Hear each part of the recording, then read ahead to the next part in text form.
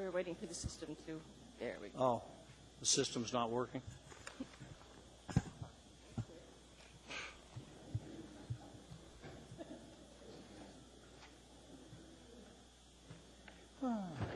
What's new, huh? No, we're getting there. Okay. Mr. Teshi. Here. Mr. Trainee. Here. Mr. Sullivan. Here. Mr. Starr. Here. Mr. Coffey. Here. Ms. Osiander. Ms. Johnston. Ms. Johnston is here, joining us on the phone. Mr. Birch. Here. Mr. Bauer. Mr. Bauer is excused. Dr. Selcraig. Here. Mr. Clayman. Here. Mr. Chairman, we have a quorum. Thank you.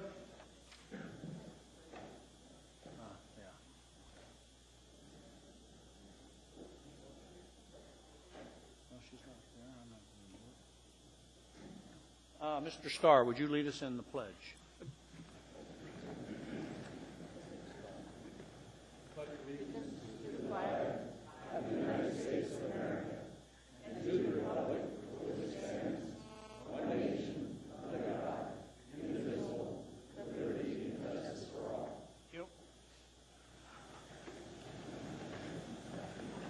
We have minutes. Which ones? There's 3 of them.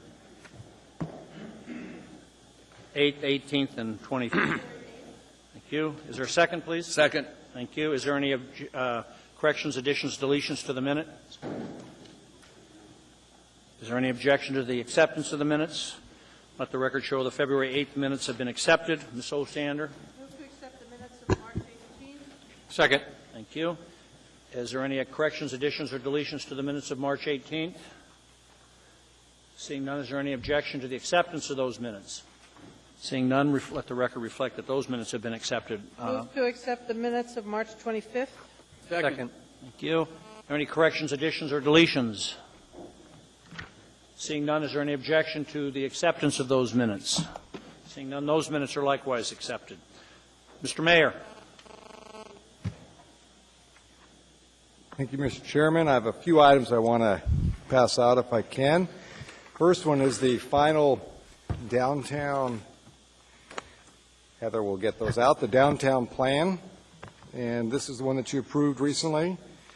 And we have the hard copy for that we're passing out. Also, Based on all the amendments we did, you finally got it printed now? Good. that's correct. Thank you.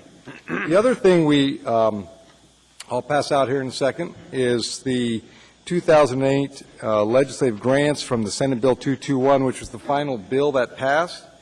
And this breaks down the I'll get you to stack that for me there. This gives you a breakdown by legislative district as well as area-wide. Some of the projects that are currently in the bill in front of the governor right now, or in the process of getting to the governor. We put this together, Bruce Holmes from Wanda's staff put this together, I think, today, or finished it today. So it's a great report, gives you a good sense of what's going on with the legislative grants. The last 2 items, this is probably going to be our last report on this, but just this gives you a final update on property appraisal website activity as well as the appeals that are finally in for 2008 compared to 2007.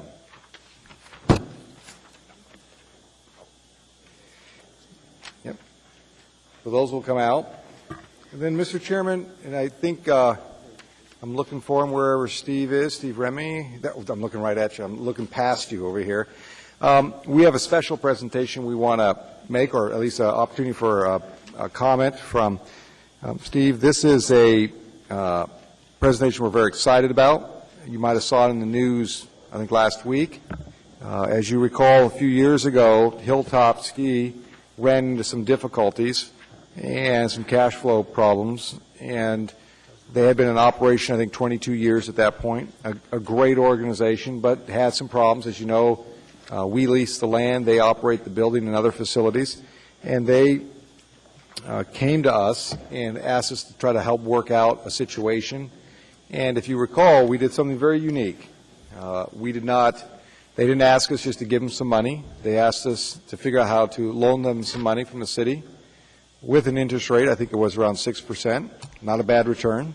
and they would then figure out how to get their organization back on top of their finances and then organize their community to help raise money for long-term stability of the organization. They were required to make 3 payments. They made 2 of those. And Steve, do you want to walk up to the podium and do the next piece here? This is a reenactment. But this is a good reenactment. Steve? Do I need to state my name? For the record, why don't you do that, Steve? Okay. Yeah, my name is Steve Remme, Stevremme. On behalf of the Youth Exploring Adventure Incorporated Board of Directors, myself, my staff, and the thousands of downhill skiers and snowboarders that use Hilltop Ski Area annually, I would like to thank the Mayor, Mark Begich, and his staff, Development Director Mary Jane Michaels, Parks and Recreation Director Jeff Dillon, and of course, the Municipal Assembly for their faith in Hilltop and their financial help in our time of need. By providing Hilltop with that loan, we are paying back today. The municipality not only demonstrated good leadership and vision, but it also strengthened the long-term partnership with Hilltop, guaranteeing this valuable asset will be available to the community for years and generations to come. At this time, it gives me great pleasure to present this check, the final payment in the amount of $35,046 to the municipality. Thank you for all your support. Thank you.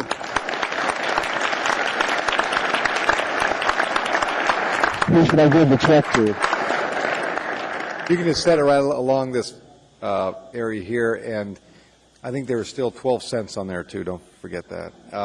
But we were and not only did they pay their final payment, they paid it early, ahead of time, and the facility is not only now used during the winter only, it is used year-round because that's our South End, or one of our district offices for Parks and Rec, so we utilize it during the summertime with a lot of activity. If people have been out there, we see a lot of new faces out there that have not ever been to the Hilltop, recognizing the valuable asset. So it is now a year-round activity, and it's a great partnership. And again, we just really want to thank Hilltop and the board of directors who really, and if I'm saying anything wrong here, Steve, you let me know, but they really stepped up to the plate to understand their role in creating fundraising opportunities to create stability and sustainability for the organization. Is that a fair statement? That is correct. We, over the past 3 years, the board themselves generated roughly almost $80,000 of the final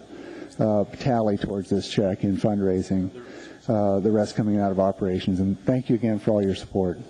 Thank you very much, Steve. Thank you. Any questions from the Assembly for Mr. Remme? Yes, I'm in the queue. Mr. Sullivan. Yes, thank you. I just wanted to congratulate Steve and Hilltop. When we approved this loan several years ago, we got some criticism in the press and on the radio for it, and people thought we shouldn't be making loans to private organizations, but you proved it was a good decision, and just really can't say enough about how hard you guys have worked out there to make that a successful operation. And anything that improves recreational opportunities, particularly for kids, I'm all for it, and keep up the good work out there. Thank you, Mr. Sullivan. Thank you, Mr. Trainey. On the Assembly that voted against it. I'm glad you proved I was wrong. Congratulations. Thank you. All right. Thank you very much for the repayment. We appreciate it, and we're glad that Hilltop's being successful. That's good. Of course, it takes snow in April, apparently, to make all this. They're going to extend their season, maybe. Yeah, there we go. And Mr. Chairman, again, Yeah. that's all the items I think I have at this point. I'm just making sure, checking my own notes here. That's all I have at this time. I may pass out something later, but that's all right now, Mr. Chairman. Okay, thank you. Mr. Trainey. Mr. Mayor, I see that we did get the $2 million from the state to match the voters' initiative for the $2 million. Just wanted to thank you for pushing that through Juneau, because it was important that we got the matching state dollars. So congratulations on getting that done successfully. Well, Mr. Chairman, Mr. Trainey, thank you, because it was you and I think Mr. Teshi that had the idea of a pool bond to match, and I know there was some concern, like, is that going to work? And what I think it did was, with your initiative to put that on the ballot, got the voters to support it and triggered enough support down there to say, if the public is willing to put property tax dollars on the table, then it seemed logical that the state should put some of their oil dollars on the table. So thank you, and I know Ms. Tesh, and of course the rest of the Assembly for voting for it, but leading on that effort. That was a great thing. Now we just want all those pool people that were here that night, pick up the phone. They got one number to call, and it's the governor's office. Make sure she's keeps it in. Yeah. Thank you, Mr. Trainee. Any indication, Mr. Mayor, that it's subject to a potential veto or not? You know, that's a great question. I just want to know if you'd heard anything. No, but here, like, the only thing I have heard, at least through some of the conversations with some of the minority and majority members, that their goal is to get this bill to the governor as soon as possible, so the vetoes, if there are any, are dealt with before the special session.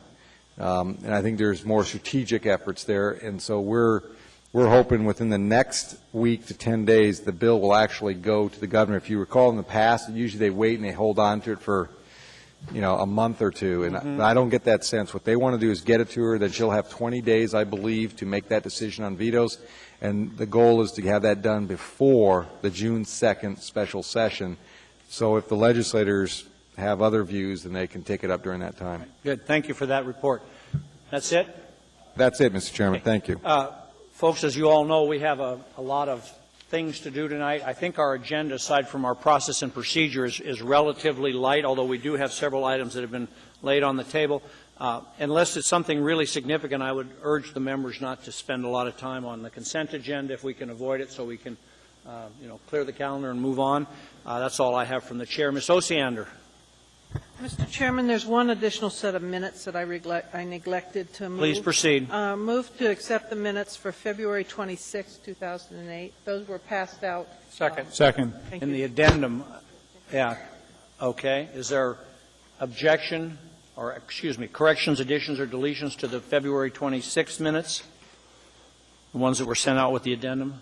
Seeing none, is there objection to the approval of those minutes? Seeing none, Madam Clerk, please reflect those as being accepted. Anything else, Ms. Osiander? Are we going to have time for some brief committee comments, sir? I'm going, that's the very next thing. Thanks, sir. Okay, we're on committee reports, starting with Mr. Clayman down there behind the flowers. The Public Safety Committee did not meet since our last Assembly meeting, and because we are in the midst of Assembly reorganization, there's no Public Safety Committee scheduled at this point.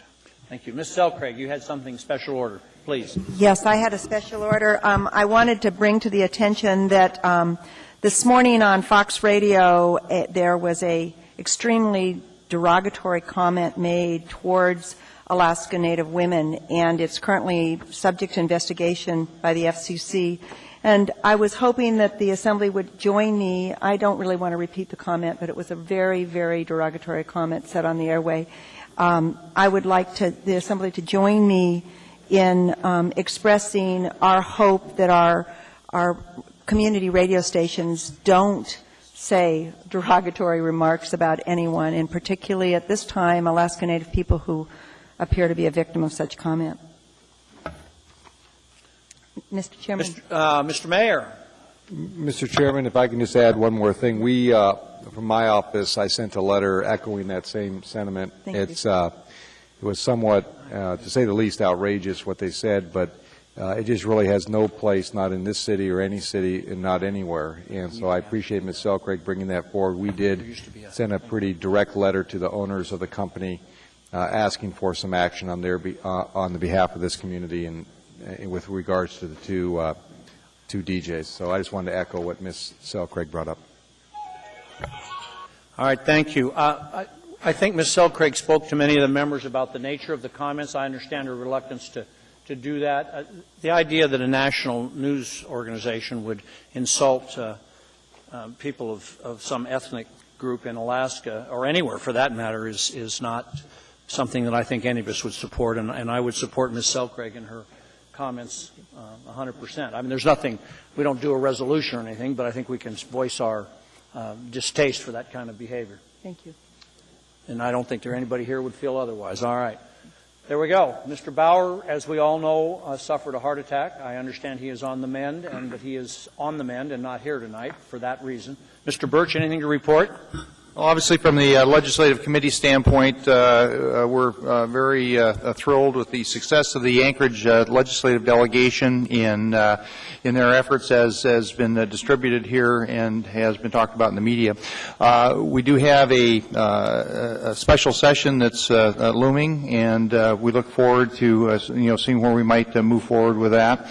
And as indicated earlier, be taking a close look at the budget vetoes that might be coming up. Thank you. Thank you. Ms. Johnston, anything from the School District Committee? Thank you. Ms. Osiander, Title 21.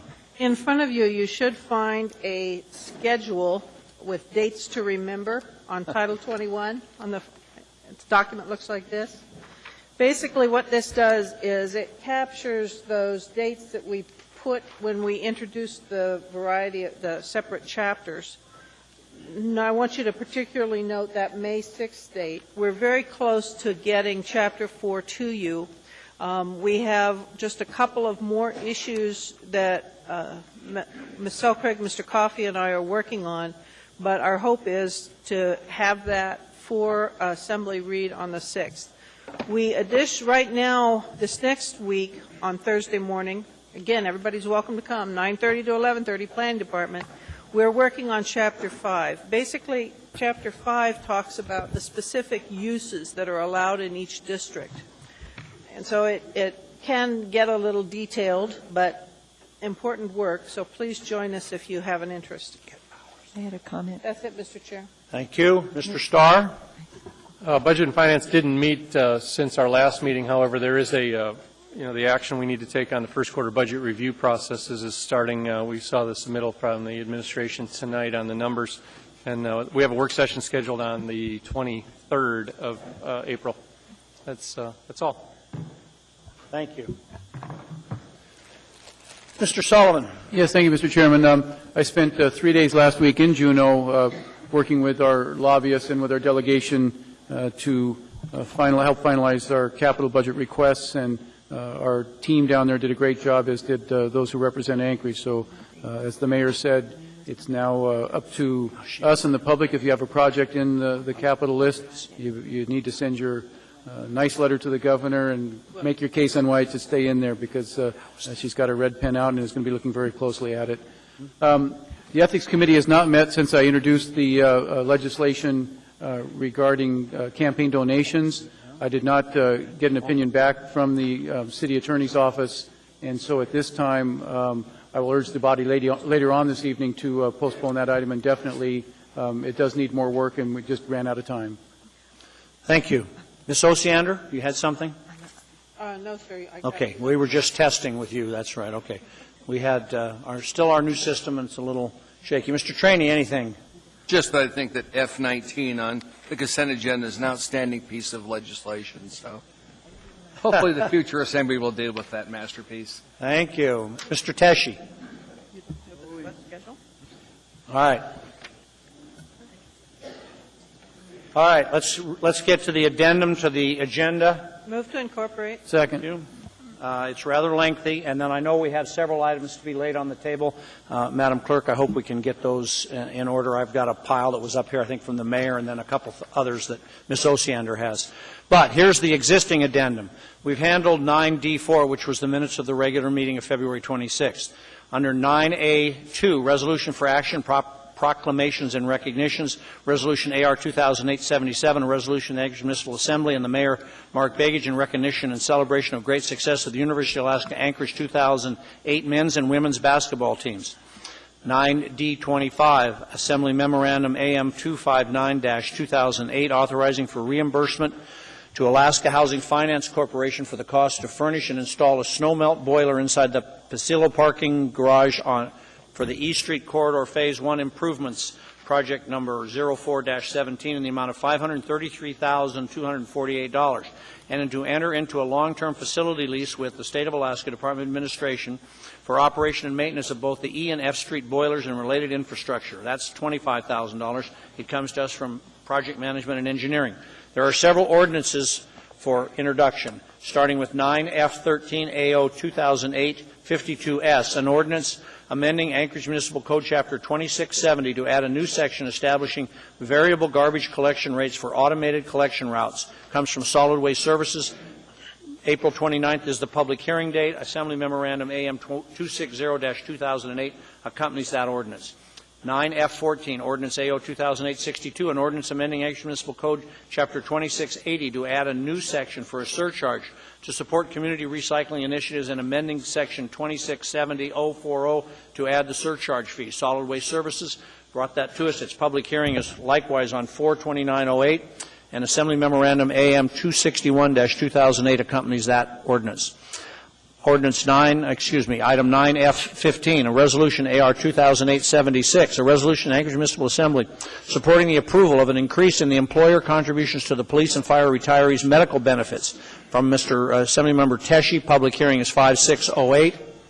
The Assembly Memorandum AM 244-2008 accompanies that resolution. Ordinance 9F16, Ordinance AO 2008-58, an ordinance of the Anchorage Municipal Assembly amending Anchorage Municipal Code Chapter 3.87, providing for a retiree medical funding program for police officers and firefighters. Assemblymember Teshi, public hearing is on 5/6/08. Assembly Memorandum 244-2008 accompanies this ordinance. 9F17, Ordinance 2008-59, an ordinance of the Anchorage Municipal Assembly amending Anchorage Municipal Code Section 3.88.020 to enlarge the time for the municipality to make annual deposits to the Police and Fire Retirees Medical Trust to ensure full funding of the municipality's obligations to the Municipal Pre-Funding Investment Program.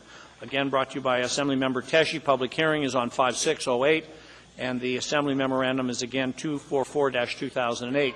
9F18, Ordinance AO 2008-60, an ordinance of the Anchorage Municipal Assembly appropriating $1,938,573 to Fund 713, that is, appropriating it to Fund 713, to remedy the diminution of benefits to the Anchorage Police and Fire Retirees Medical Trust as a consequence of the application of the unreliable formula related to the municipal contributions to the health reimbursement arrangement set forth in Anchorage Municipal Code 3.87.060. Assemblymember Teshi, public hearing on 5/6/08. Again, the Assembly Memorandum is 244-2008. Finally, 9F19, Ordinance AO 2008-61, an ordinance of the Anchorage Municipal Assembly amending provisions of Anchorage Municipal Code Title 9, Vehicles and Traffic, and Title 10, Licensing relating to tow operator licensing, filing of reasonable towing and storage rates by all licensed tow operators, publication of rates, prohibited practices, participation in the rotational tow program, required signage of parking and towing information in public lots and residential areas, unlawful vehicle towing and immobilization, associated fines and enforcement. That is brought by Assemblymember Traney. Its public hearing is 5/6/08. Finally, 15A is Assembly Memorandum AM 213-2008, certification of regular municipal election of April 1, 2008. This comes from the Municipal Elections Committee. That is all of the items on the addendum. Are there anything late? Yes, ma'am? What did I say? Commission, Election Commission, sorry. Anything to lay on the table? Ms. Osiander. Yes, sir, thank you. I'd like to add to the agenda an unnumbered ordinance amending the zoning map and providing for the rezoning of approximately 4.8 acres from R7 SL with special limitations to R7 SL with special limitations for BLM lots 74, 75, and 137, Section 30, Township 15 North, R1WSM, Alaska, generally located at the southwest corner of Old Glen Highway and Darby Road. And this is for Mr. Starr and I, and we request a public hearing of April 29th. All right, and that is seconded to put on the addendum, and we can pull it later if somebody wants to. Mr. Starr, you seconding it? Correct. All right, that's added to the addendum without objection. 4/29/08 is the public hearing date. Ms. Osiander. Also moved to add to the agenda an appointment to the Planning and Zoning Commission of William Earnhardt. Second. Okay, that was laid on the table. Now, we need to do that, the 10-day notice, and so, Mr. Abbott, can you give us some time on the Yes, I would recommend that it be pulled when you get to that place and set for action on the 29th. Okay, and that's enough time. Do we have Okay. a number on that, sir? Ms. Clerk, Madam Clerk, you have a number you can use for that? That We'll number it tomorrow. No, I don't mean the number for the ordinance. 9B what? Or 9D what? 9B6. 9 Delta 6? B as in boy. 9B6. Thank you very much. Ms. Osiander. There also is a resolution. Whoop. Apologize. Okay. A resolution of the Anchorage Municipal Assembly and Mayor Mark Begich honoring Carol Como for receiving the Shining Lights Award. And you've moved to add to the Yeah, addendum. Is there a I'd like second? to- Second. Is there objection? Do we have a 9B number? 9A3. 9A3. Thank you. And then you have one more. Go ahead, Ms. Osiander. Well, Ms. Selkirk and I have an AR 2008-80, a resolution of the Anchorage Municipal Assembly recognizing the need for accessible, affordable, and effective spring 2008 disposal site for leaves, horse manure, grass clippings, and horse-related organic materials, requesting available public land sites be identified for Assembly review. And it's moved to add to the addendum. Can I have a second? Second. Thank you. And do you have a 9 number for it? 9B is in boy, 6. No, 6 was the planning and zoning. Oh, I'm sorry, 9B7. 9B7, that one will be. Okay, that's 4 items. Is there anything else being laid on the table? One additional one. Go ahead. There's an AR 2008-79, resolution of the Municipality of Anchorage accepting and appropriating $1 million as a grant from the Rasmussen Foundation to the area-wide General Capital Improvement Program, appropriating $1 million as a contribution from the Eagle River Chugiak Parks and Rec Service Area Fund Balance to the area-wide General CIP, and appropriating $250,000 as a contribution from Public Finance and Investments Fund Balance to the area-wide General CIP Fund, all of the above for use of the Eagle River Town Center project for building, purchase, repair, renovation, and related expenses, authorizing an additional interfund loan not to exceed $2 million from the general cash pool to the area-wide general CIP for purposes of financing Eagle River Town Center improvements if required, and authorizing transfer of $575,000 to Town Center Holdings LLC for the purpose of purchasing of real property known as Valley River Center, Building A, legal description, Tract K, Regional Park Subdivision, Number 2, Eagle River. All right. Folks, we can't waive reading on things that have not been in the public record before, so that's now there. Is there a second? Yes. Mr. Starr. Hang on. What was the number on that one? No, it's a resolution, I think. Ms. Michaels, that's just a resolution, correct? Is that a public hearing? No public hearing? Yeah. Yeah, yeah. I didn't hear. Do we The have? requirement on the appropriation requires a public hearing, so. Yeah. Yes, So- there is a public hearing scheduled in 2 weeks. Is that for Ms. Michael? Thank you. Yes. Public hearing on 429. Yes. Okay. 9F21. 9F21. Thank you. Okay. Anything else? I'm done, sir. I hope so. Mr. Mayor, do you guys bring something? You've got it No, the already. P&Z was the only one? Well, in the Valley River Center. The Valley and- River. Okay, yeah. that's it. Anyone else? All right. Now, is there objection to the incorporation of the addendum into the agenda as amended? Seeing none, that is all before us. All right. With my admonition about all the things we'd like to get done tonight, let's go through the consent agenda, pulling items, and please tell me whether it's on the addendum or the regular agenda. Mr. Clayman. No items to pull. Ms. Selkrig. Number 9B1 on the regular agenda, and 9D13, I'm sorry, D or B? 9D13, and 9D24. Okay.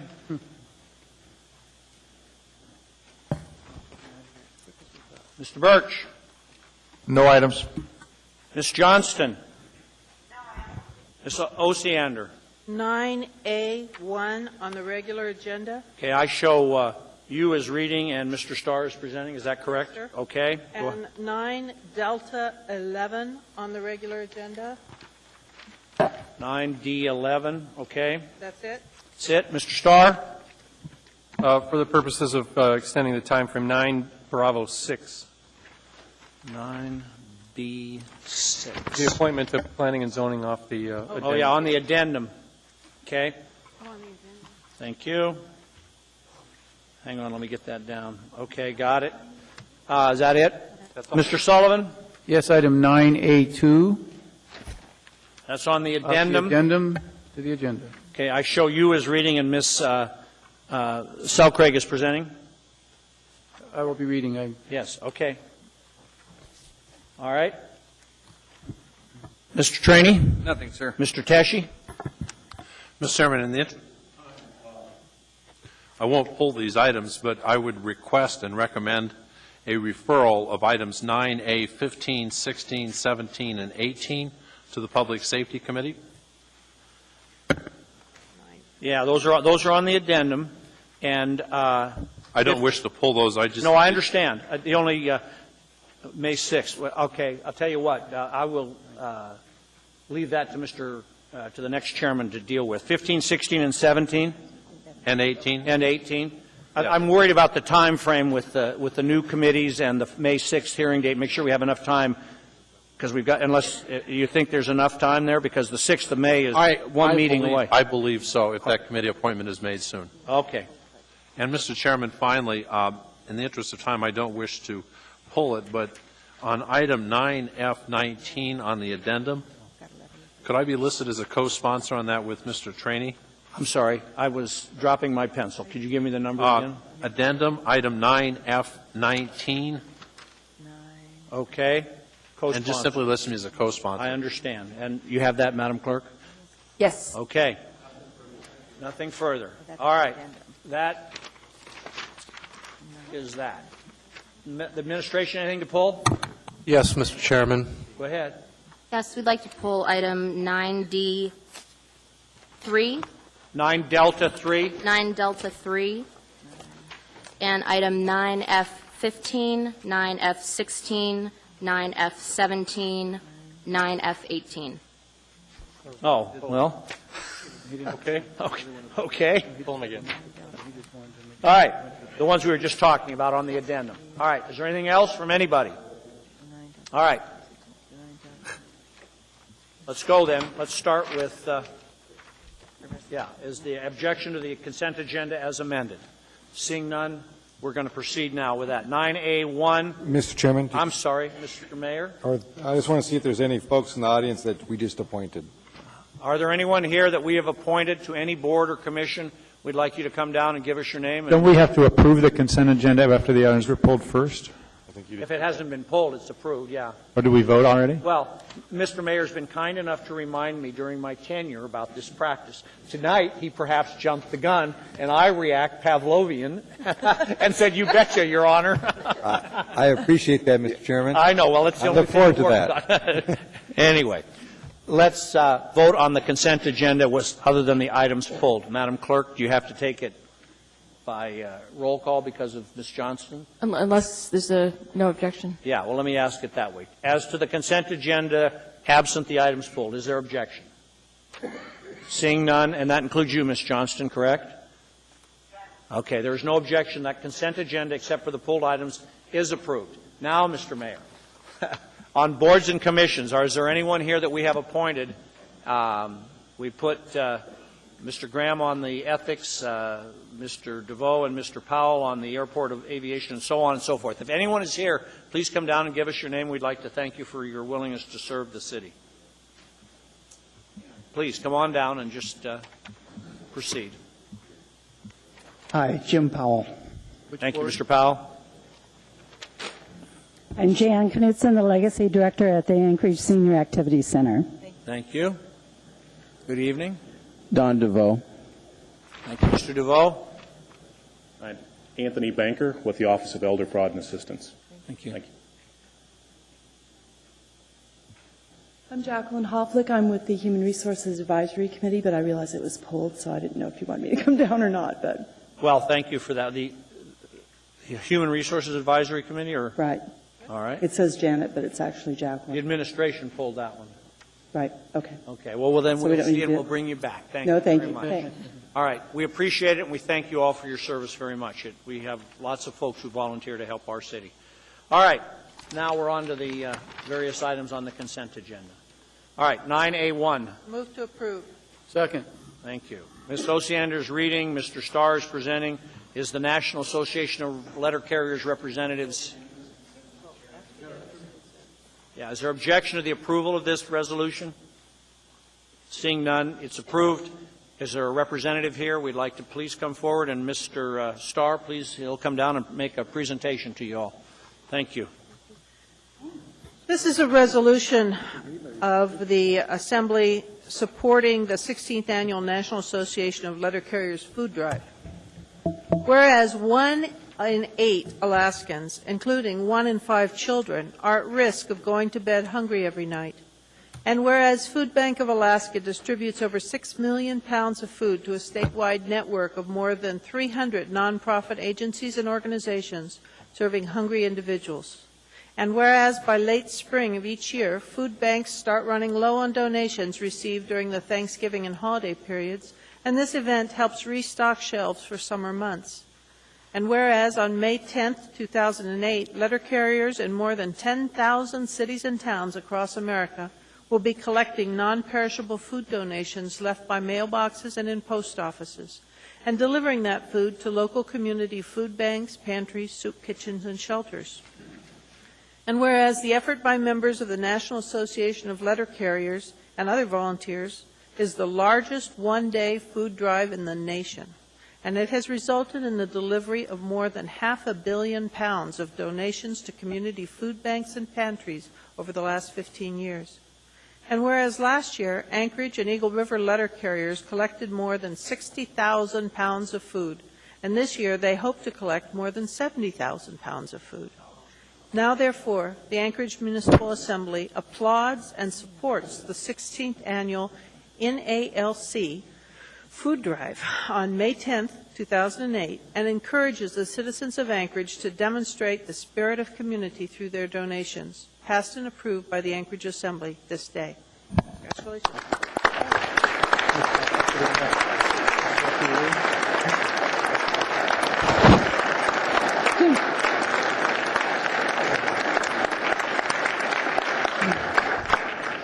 Thank you, Assembly and Mayor Begich.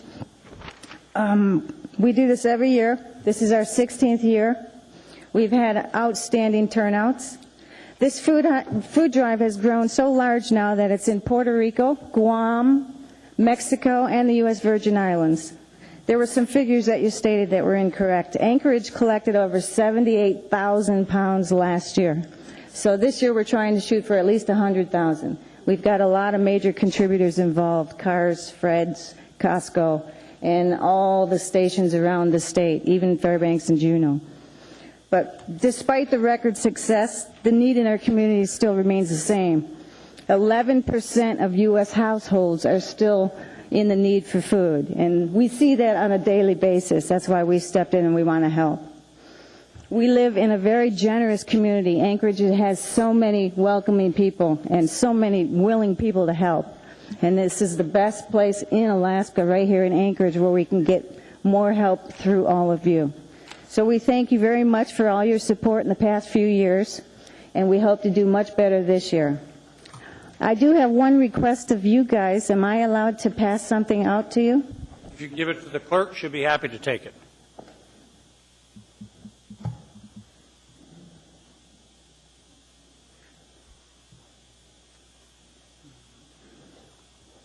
I speak for all letter carriers when I say that this is our way of giving back to the community.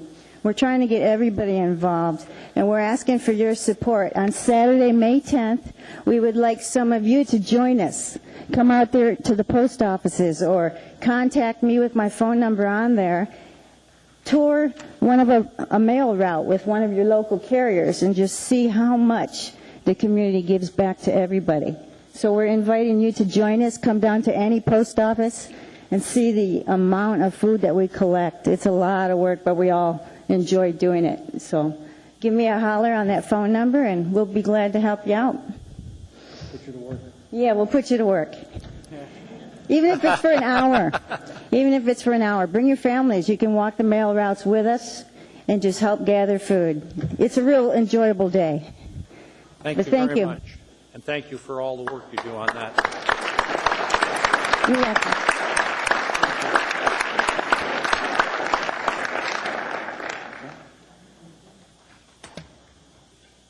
All right, Mr. Sullivan, 9A2. Move to approve. Second. Thank you. Objection to approval? Seeing none, that's approved unanimously. Mr. Sullivan, you're reading. Ms. Selcraig, you're presenting, and I understand there are representatives from the University of Alaska here. The Provost, Mr. Driscoll, Vice Chancellor, Ms. Olson. I'm assuming they're all here. Men's basketball, Mr. Osborne, and the Associate Head Coach, Mr. Reiner. The two players. Lots of players. Lots of players? Two? I have the names of Mr. Burney and Mr. Ridgway. And then from the women's basketball team, we have head coach Tim Mosier, associate head coach Rebecca Alvarez, and four players, Ms. Parks, Ms. Williams, Ms. Salazar, and Ms. Deacle. And we're all delighted to see you here, and we're going to read you a resolution. Thank you, Mr. Get them all Chairman. present. This gives me an absolute great honor to present this resolution. Many years ago, I was a member of the very first UAA basketball team back when it was called the Sourdoughs, and it's evolved into something really special. And my wife and I, on many an evening, have spent our time in the Wells Fargo Gymnasium watching the men's and women's team over the last several years in particular, and Rusty's just done an outstanding job. This is a resolution of the Anchorage Municipal Assembly and Mayor Mark Begich in recognition and celebration of the great success of the University of Alaska Anchorage 2008 men's and women's basketball teams. Whereas in March of 2008, both the University of Alaska Anchorage UAA men's and women's basketball teams represented the West Region in the Elite Eight NCAA Division II quarterfinals, with the men traveling to Springfield, Massachusetts, and the women to Kearney, Nebraska. And whereas this is only the second time in the history of the NCAA Division II basketball playoffs that both the men's and women's teams from the same school advanced to the national Final Four semifinal bracket.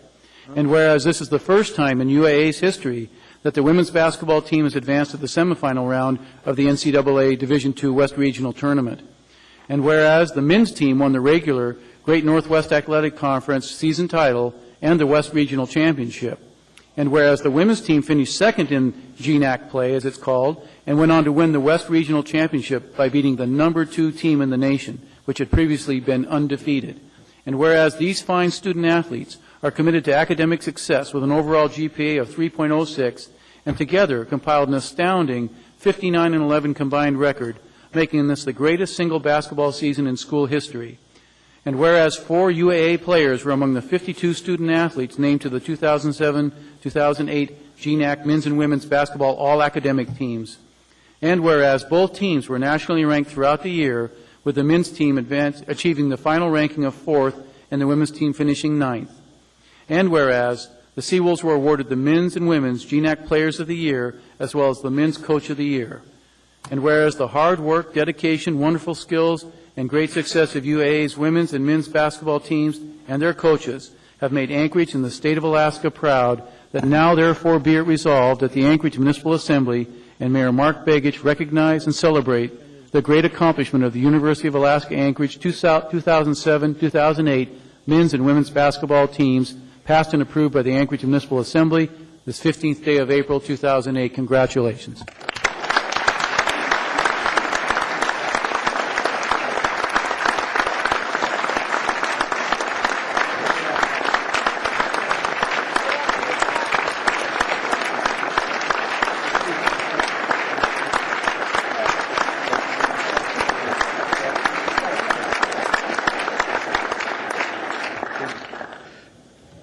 Your time is brief.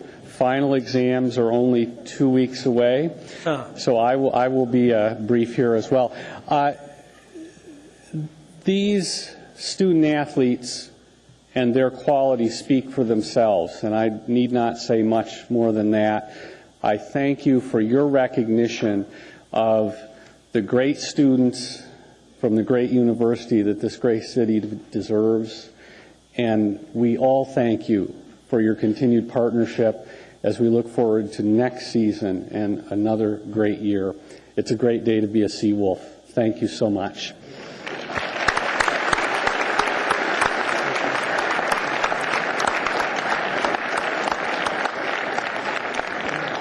I'm waiting for someone to say, you, hey. Ms. Selcraig. I got a lovely call from Chancellor Fran Almer a couple hours ago, and she was getting on a plane, and she expressed her regret that she couldn't be here. I believe that Fran was at every game, and she was torn between the boys and the girls constantly, trying to be at both places. I know she went to the playoffs, and she just wanted to thank us and express her appreciation for this support. Thank you. Mr. Sullivan. Yes, I mentioned Rusty by name, but I didn't mention the women's coach, Tim Moser, who's just done an outstanding job with that program. So congratulations to both coaches and all the players. There you go. Thank you. Next item pulled from the addendum was 9B1. Ms. Selcraig. Just a second. 9 Bravo 1. Resolution for action, diverse representation. Oh, sorry. Thank you. I pulled this because I got. Motion. Move to approve. Second. Thank you very much. I pulled this evening because I got several calls from people who said that they may be here this evening, and some of the people that I received calls from indicated it might be difficult for them to be here, but they were going to be here. So I just wanted to, if there's anyone here this evening to speak to this, would you please stand? There may not. Thank you. You can't speak. You can just, I actually don't want you to speak. I just want you to know that we're going to recognize you. Sorry, Lupe. I just got a lot of calls and didn't want to overlook people who were in the audience. So I'm hoping, I urge an approval. This is a simple act for us to work hard to do the best we can to add more people from different ethnic backgrounds to our boards and commissions, persons who are women, and also individuals who are challenged in terms of having specific handicaps, such as being blind or other things like that. I have a wonderfully bright blind student in one of my classes, and I'm struck by the fact that she is often asked to sit on boards and commissions, and she's asked to sit on things that will help her, provide her insights about getting on and off buses. But she has this wonderful brain, and she could offer so much more than just talk about the specific handicap she's had or the specific challenges she has. So I've actually been inspired by her to include as broad of brush as we can to reach out into our community, and I'm hoping that the Assembly will support this. Thank you. There's a motion before us. Is there a discussion on that? Missing the button. There we go. Mr. Trainey, then the mayor. Just that, Sheila, we did pass that when George Wirtz was mayor, because Alan wrote it. It has been in effect since George Wirtz was mayor to require constant diversity in all the boards and commissions, and the administration is responsible for sending the makeup of the boards and commissions to this Assembly annually. Actually, we're adding that tonight. Currently, they don't gather that information. That's been added. I'm telling you, when George Wirtz was mayor, we did, in fact, pass it, ma'am. Well, thanks very much for that information. I did work with the administration on this, and in another part of our packet this evening, we're adding keeping track of those things, so maybe it's been overlooked. So I guess what this will be is a further reminder. Thank you. Mr. Administration, there's no point in duplicating something. Is this on the books already, or should we take a week to find out, or what? Mr. Chairman, it is a resolution. It doesn't, go into a code. We appreciate this. We're supportive of it. I think supporting it tonight just reemphasized the point. If there is something on the books, as you recall, we cannot ask issue of someone's ethnic background, but we can surely try to determine that. But I would encourage this to be passed. Also, at the end of this item, I do have one thing I want to pass out, just a notification item related to diversity, but I'll wait till we're done with this item. But we have no problem with this. It's a reemphasizing, if it is correct what Mr. Teshi had indicated, or Mr. Training indicated, but we didn't have the resolution, so we were fine with this. All right, Mr. Training. Just that, Alan, didn't we pass an ordinance relative to this? You wrote it. I seem to recall that, yes. Mr. Chairman, Mr. Johnson's here. I worked closely with him on it. Maybe he could provide a comment. Mr. Johnson, do you have a comment regarding? Sheila, I've got no problem with Okay. this. It's just if we did it before, that needs to make sure it's done, because I just don't want it to be forgotten come the next 3 years. Well, one of the things that there's a partner ordinance with this, and that is to keep track specifically. And currently, they're not doing that. Maybe the Assembly intended them to do that, but we'll discuss that further down in the agenda. Yeah, the only question I asked you, Ms. Selcragen, is just this: it's just a process. Would it be better to wait till the 29th and find not so much on this, but on the other ordinance? Because if it's already on the books, then we're going to have two ordinances, and they may conflict. Could we talk about that during the break? Sure. Thank you. All right.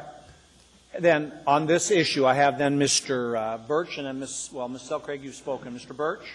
Well, I just point the action of the board commission application we approved this evening for Mr. DeVoe and Mr. Powell, for instance, both show them they've got the white box checked and the mail box checked. So it is. I mean, it is a process that we have underway already as far as the determining the. And again, that is a function of the mayor. The assembly basically doesn't have a deliberative act in assessing who gets sent to the assembly for approval of these boards and commission. That's an administrative decision. Thank you. Ms. Selcragen? I'd like Mr. Johnson to comment because actually I was advised by Mr. Johnson on this particular thing. Thank you. Mr. Johnson. Hi. Good evening, Mr. Chair. For the record, my name is Michael Johnson. I work in the mayor's office. I assist him with board and commission appointments. Specifically, if I might, Mr. Chair, to Mr. Trainey's point, this is a resolution that expresses the sentiment of this body. There may be a resolution on record expressing the sentiment of the Anchorage Municipal Assembly at a time in the past, but this would just confirm that and update it. There's nothing currently in municipal code that requires us to track ethnic diversity or things of those nature in appointments. We are going to attempt to address that with an additional agenda item later on tonight. Is the administration doing it now? Keeping track now? We do informally. That's what I mean. You're trying to make sure you have balance. As people provide us with voluntary information, we do informally track that. The ordinance that's on the agenda later on this evening would make that a requirement in code for us and future administrations. Okay, thank you. Ms. Selcragen, you have something? Nope. Nope. Okay. All right, thank you. Now, on the resolution, which may or may not be redundant, it doesn't matter. It's an expression of our intent. Is there objection? Ms. Johnston, any objection? I'm trying to avoid having to do a roll call. So if there's no objection, show that, Mr. Baggage. Okay. Show that item as approved. Mr. Baggage. Mr. Chairman, thank you very much. If I can have Mike pass this out in relations to the issue you just passed, there is this is one of the items I wanted to do earlier, but I wanted to wait for this item. On April 28th, from 5:30 to 7:30 at St. Anthony's, there's a dialogue on race and diversity. It's being facilitated by Dr. Ellsworth Alexander James, and I just wanted to share this with the Assembly for those that might be interested, but also for community members that might be interested in going to this event. Just, Ms. Selcragen, just a side note, we recommended the two disc jockeys go to this in my press release today. So I just want to get that out now, but I was holding it for this item. Thank you. Yeah, I saw it in the email, I think, is where I got it. Yeah. Thank you. Okay. Next item is 9B6 is what I show. 9B6, Mr. Starr, for the date on Mr. Earnhardt's appointment. Right, move to approve. And that's only for the purposes of a 10-day consideration period, also to acknowledge that he is from the Eagle River area, and I think he's going to make a fine appointment to that. I served on that body, and that's a challenging and time-consuming thing. I'm happy to see him step up to that, and thank you for the mayor for putting him on there. So, okay, move to postpone until the 29th? All right, for public comment. On some of our boards and commissions, folks, we allow a 10-day public comment period. The Planning and Zoning Commission is one of those. If anyone here or listening to this meeting wants to make a public comment on this proposed appointment, they can do so at the clerk's office. Is that correct, Madam Clerk? Yes. Or through Mr. Johnson, I suppose, boards and commissions in the mayor's office. Okay. Was the compost resolution passed? Is there any on the consent objection to the agenda? postponement? Okay. Delta 3, I think. All right. All right, that takes us then to 9CD, Delta 3, Human Resources Advisory Board appointment. The administration pulled this. Move to approve. Thank you. Is there a second, please? Thank you. Mr. Mayor, discussion? Yeah, this was just a correction of the first name of this appointment. Instead of Janet, it is Jacqueline, Jacquuelyn. Thank you. All right. With that correction, is there any objection to the approval of this? Seeing none, let the record reflect that the corrected Assembly memorandum with the proper appropriate name for the woman who is volunteering to serve on the Human Resources Advisory Board. And so you have now been appointed wherever you were. So thank you for that correction. Yeah, we did. The mayor moved and somebody seconded. Yeah, I just asked if there was objection and no one said anything, so I'm assuming it's approved. Okay. 9 Delta 11. Move to approve. Thank you. Second, please. Thank you. Go ahead, Ms. Osiander. I was just hoping there might be somebody here from AEDC. I don't know if there is or not. Is there anyone present from AEDC?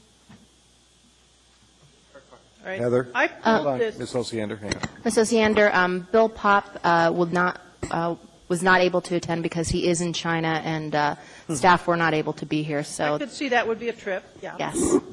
Okay. The reason I pulled it is specifically related to Title 21.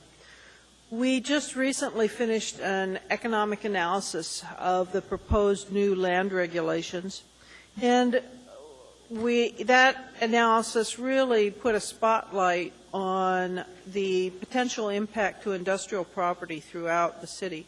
Mr. Coffey and I wrote a letter to the board of AEDC asking them if they could give us their thoughts and if they might wish to participate with us in looking at some kind of a impact analysis or some kind of a study to determine how short we were on industrial property, what they thought the needs might be in the future. They did something similar to this, gosh, how long ago, Mr. Coffey, 10 years 10 ago? to 15, they told us. 10 to 15 years ago. That I attended that presentation, thought it was real interesting. Times change, and it would be really helpful if they'd step up and participate in this. And it certainly seems to us that it's entirely in line with their mission. And so I wanted to seize the opportunity to present my case and plead a little bit that they get actively involved. I know we'll be talking with them again in the future, but I do urge support. I just think it's important that it be brought forth as a major topic over the next year. Thank you. And what would you say as to this appropriation of 50 to them? You support it? Well, I support it. I would support it even more strongly if they'd step up on so and help us with their study. Ms. Selcraig. Prior to the letter that you had sent off, I had been talking to Tom Nelson about this issue and had discussed the need for an industrial land needs assessment, along with some strategies to actually protect and bring together industrial lands because it's so important. And we had talked about Anchorage Economic Development Corporation. So he had also contacted them, and I got a call from him last week when he was at the airport, and he said that he had gotten your letter, that he had gotten Mr. Pops had gotten your letter. He had been contacted by Tom, and he understood that we wanted them to participate. He pointed out that their budget is already fixed this year, and it would be better for them to participate in the 09 budget.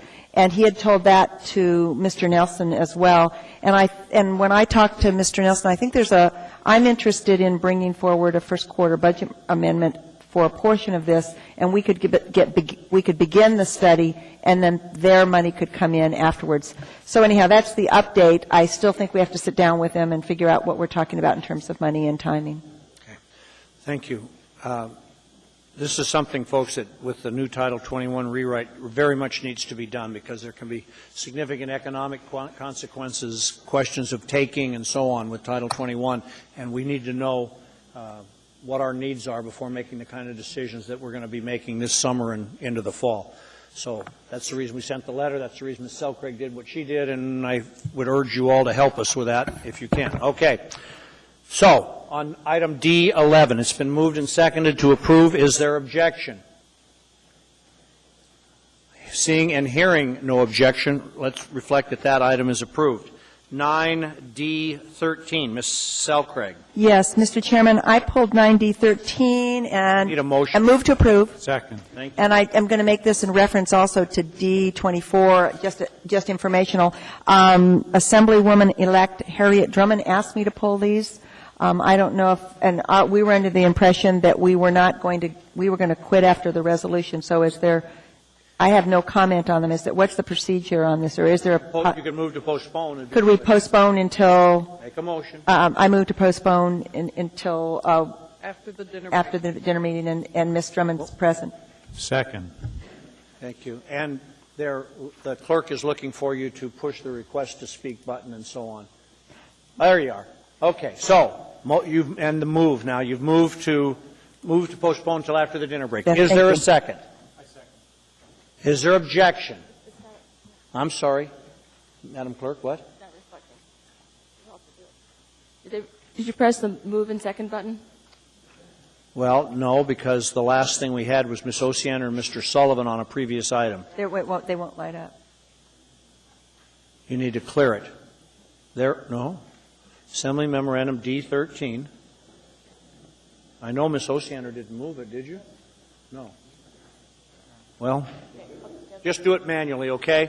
Is there objection to the post? It just worked. Oh, there it is. Fine. Yeah, It it's just not worked. lighting up. Is there some trick that the rest of us should know? You have to hit the current item She first. has to be on the current item. Yes, I knew that trick. I was on the current item. Okay, so 9D13 without objections postponed until after the dinner break and the new members are seated. You also pulled 9D24, Ms. Selcraig. Yes, and I'd like to postpone that. I move to approve. And Someone give her a second, please. I'd like to postpone that till after the dinner break. Thank you. Is there a second? Thank you. Is there objection? Seeing none, item 9D24 is likewise postponed until after the dinner break. All right. Hang on. Okay. Yeah, we're on to the F, section F, which are ordinances and resolutions. So, 9, I show the only one pulled were, yeah, that's what I'm saying. The administration, I should take these one at a time, Mr. Mayor, or you pulled item 9F15. For purposes of brevity, if they're all related, so if you could discuss them, then we'll deal with them as appropriate. Go ahead. Mr. Chairman, once there's a motion to introduce, we'll recommend an alternate public hearing date. Mr. Chairman, Yes. introduce. Second. Okay. We need a third. Third. Okay. It's before us. I'll recognize Mr. Abbott for a hearing date. Mr. Chairman, there's a number of complexities associated with these ordinances and this general situation, not the least of which is litigation. The municipality is being sued by two members of the benefited group in this case. There's a trial date currently set for late June. To take that into account, as well as a considerable amount of effort on the part of the municipality to prepare for the assembly conversation on these ordinances, we'd recommend a public hearing date of July 29th. So moved. Mr. Chairman? All right. Mr. Teshi? The people, I think you can punch in. Oh, I've been punched in for an hour, Mr. Chairman. How's that? Well, I can delete from down here, so how about that? Mr. Teshi, go ahead. Thank you, Mr. Chairman. I would, if at all preferable, I would like a sooner hearing date on this. Although there is some litigation, I've been assured that the litigation surrounds issues other than those presented in these ordinances. So I would recommend a public hearing date in June rather than toward the end of the summer or in the fall. Well, so I'm going to move to amend the motion and set the public hearing date, first meeting in June 10th. June 10th. And the administration's date was? Oh, July they 29th. wanted it in September or. I'm sorry, there was a date. I just wanted to write it. They wanted July 29th, sir. Thank you. Okay. The administration asked to postpone until July 29th, which is after the litigation. Mr. Teshi would prefer an earlier date of June 10th. Mr. Teshi's motion to amend is on the table. Mr. Teshi, speak to your motion. There's no second, sir. Second. Okay, now there is. Thank you, Mr. Sullivan. Mr. Teshi, it's been seconded. It gives the Assembly members an opportunity earlier to address this issue. Granted, there are some complexities, but not so much in the litigation and the ordinances themselves. To eliminate as much of the uncertainties for these represented employees, I think we should move on this and move on this quickly and expeditiously, not wait an entire summer. Thank you. Mr. Birch? Yeah, I would speak against the deferral. I think the administration has wisely suggested that this be pushed back beyond the legal outcome.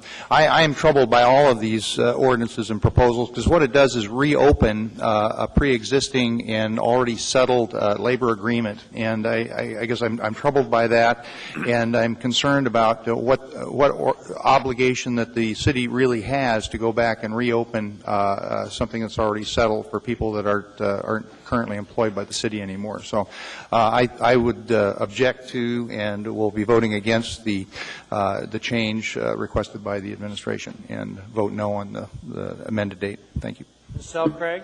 I spoke with Sharon Whittleton this week and found that the Assembly is already exploring ways to address this problem, and there actually may be some scenarios that can be addressed fairly simply and also within the context of the resources that are already on the table. And it would seem to me that it's in our best interest just to know at least what kind of scenarios are being considered and kind of hear from the administration earlier on this, because if it is fixable and it can be addressed in a fairly straightforward way, there would be some value in it. And so I would like to hear from Ms. Wilton, please. Wait. Let's not get to the merits of it. Let's get to the. Well, so we're talking about the date for the public hearing. But the fact is that I think that there's some valuable information that could be useful to this that doesn't have to wait until the end of the summer, that doesn't have to do with the litigation. Well, the administration suggested a date. I'm assuming they've thought about all that stuff, but. Right. We can do it briefly. We'd be glad to work with Assembly members in the meantime, in advance of the public hearing date, to provide you with information. Work sessions, potentially executive sessions due to the nature of the ongoing litigation. But yes, it makes perfect sense for the Assembly to be briefed by the administration in advance of the public hearing at a time and date of your choosing. That's great. Thank you. Okay, Mr. Sullivan. Back out of the queue. Thank you.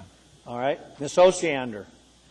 I'd like to speak against the motion, not for the reason that was stated by a previous speaker, because I think there's some real merit in addressing this issue, but because I believe that litigation can have some significant influence on any kind of a resolution. We've certainly seen that fairly dramatically in several cases in the last year. I would be very supportive of having work sessions, probably several on this one, to get everybody up to speed, because it's a complex issue. But at this point, I would prefer to support the administration's recommendation for a date. Thank you. Mr. Teshi. Yes, Mr. Chairman, I wanted to correct a statement made by Mr. Birch, which is inaccurate. He suggests that the ordinances attempt to reopen a matter that's been negotiated and basically a done deal. Without getting into the merits of the legislation, let me point out that the issue that was resolved in the mid-90s was how to pre-fund a trust that would address the needs of retirees and police officers for medical care that was promised to them in connection with their careers with the municipality.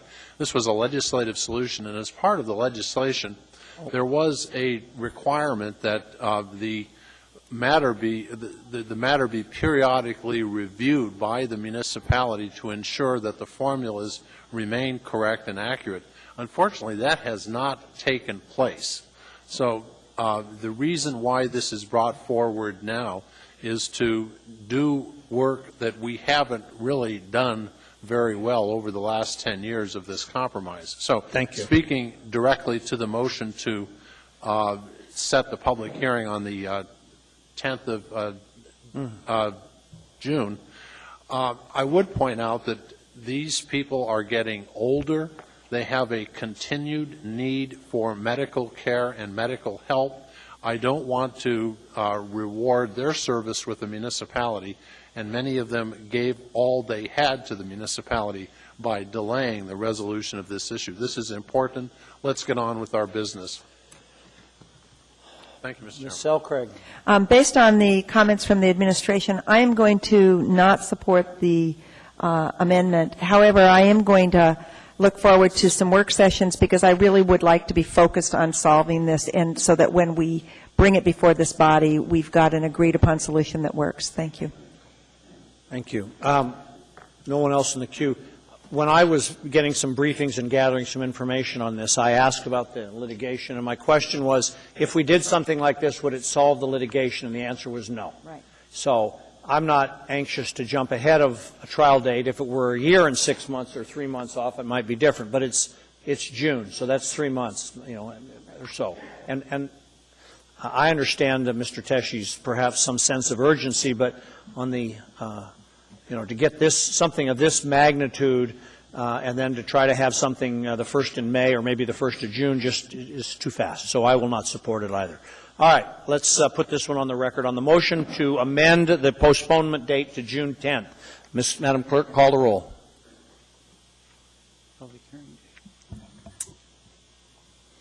Mr. Teshi? Yes. Mr. Trainee? Yes. Mr. Sullivan? No.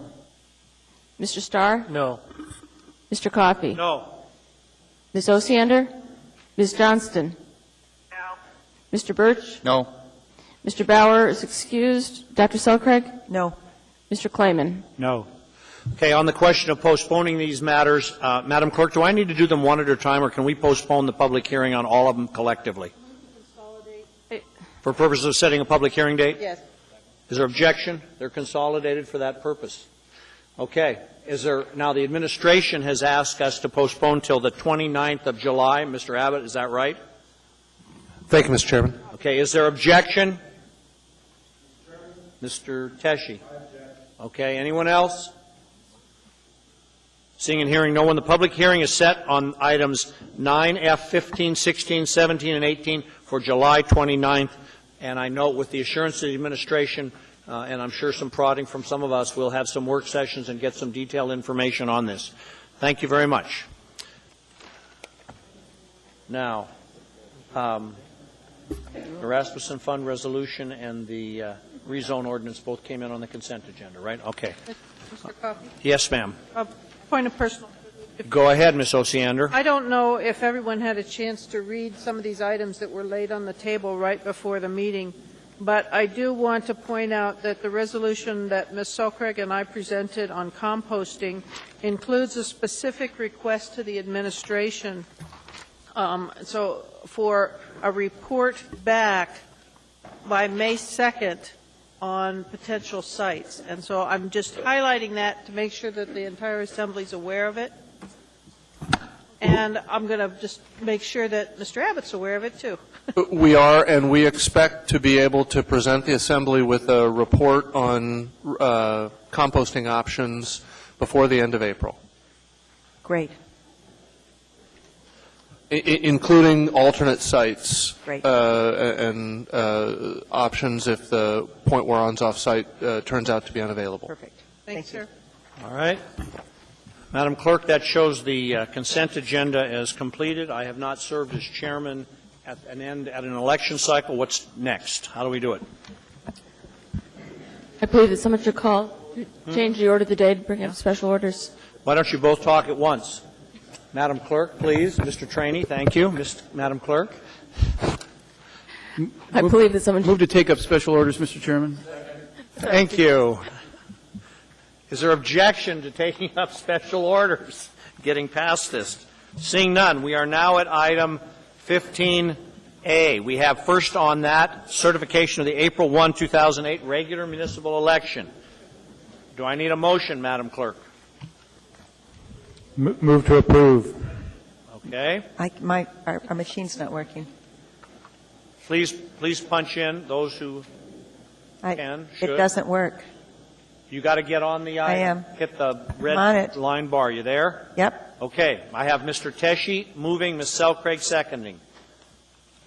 Is there any discussion? I have Mr. Teshi. Thank you, Mr. Chairman. Should I be able to just go up there? I just want to thank the volunteers, the dozens of volunteers and people that spent so much time making this election work. I want to thank staff. I want to thank the clerk's office for another successful municipal election. I had a chance, because my wife was involved in one of the polls as a worker, to actually see how the election was operated for brief times during the day, and it was absolutely fascinating. But I was just so impressed with the hard work by all of the people, the election workers, the clerk's office, in making this a success. Elections are a lot more complicated and a lot more interesting than I could have ever imagined. And I've been doing this stuff for 9 years, so I wish I'd known a little bit more about how these elections are actually done, so I could spend some more time with these hard-working people. So, again, I just want to thank the Elections Commission, the staff, and the people that made this a success. Thank you. Mr. Training? Presentation. Push your button. Thank you. They did an excellent job. We appreciate it. Some of the results I liked, some I didn't like. But you guys did an excellent job. Thank you, as you always do. It was a great election. We appreciate it. And nobody now questions our voting system. It was nice this time. No one questioned how accurate AccuVote is. So thank you very much for running that for us. All right. Is there objection to the certification of the municipal election of April 1, 2008? We have a memorandum on it. There is no objection. The election is certified.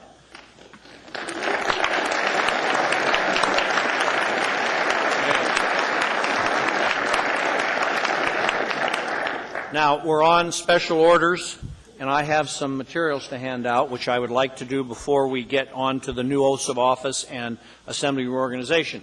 First of all, Mr. Trainee, if you would, come join me here. This is a plaque. I'll speak louder. This is a plaque for Mr. Dick Trainee, a recognition of your dedication and service as a member of the Anchorage Municipal Assembly, January 2001 to April 2008. And Mr. Trainee also served a prior term, and so he's got a lot of time and grade. Thanks, Dick. Mr.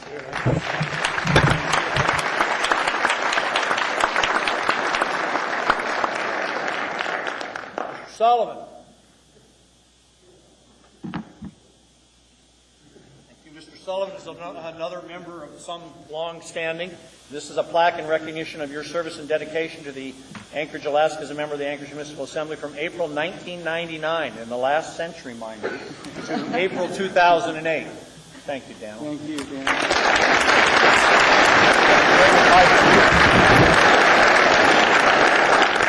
I have two items for Mr. Teshi, if I might have him come join me for a moment.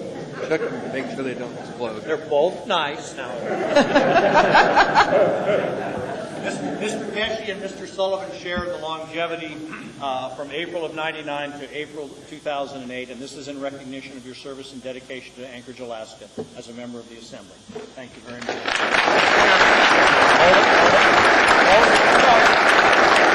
Second item is Mr. Teshi has also served in a capacity other than as an Assembly member, and this is a 15-year pin for all of your years of service in both elected and unelected positions. So, well done. Thank you again.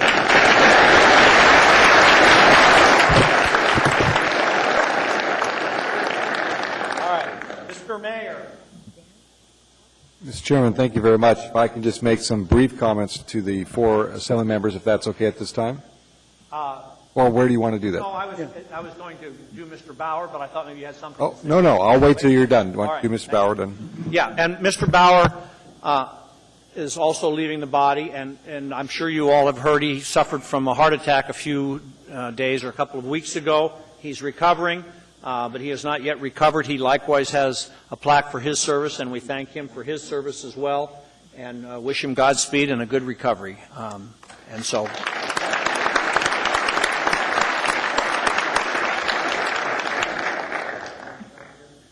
All right, now comments. Mr. Mayor, we'll start with you. Thank you very much, Mr. Chairman. I'll start with Mr. Bauer, who is not here, but I'd like to echo those comments, wishing him well, wishing his health well. I will say, in all the 3 years he's been on, he has always worked hard.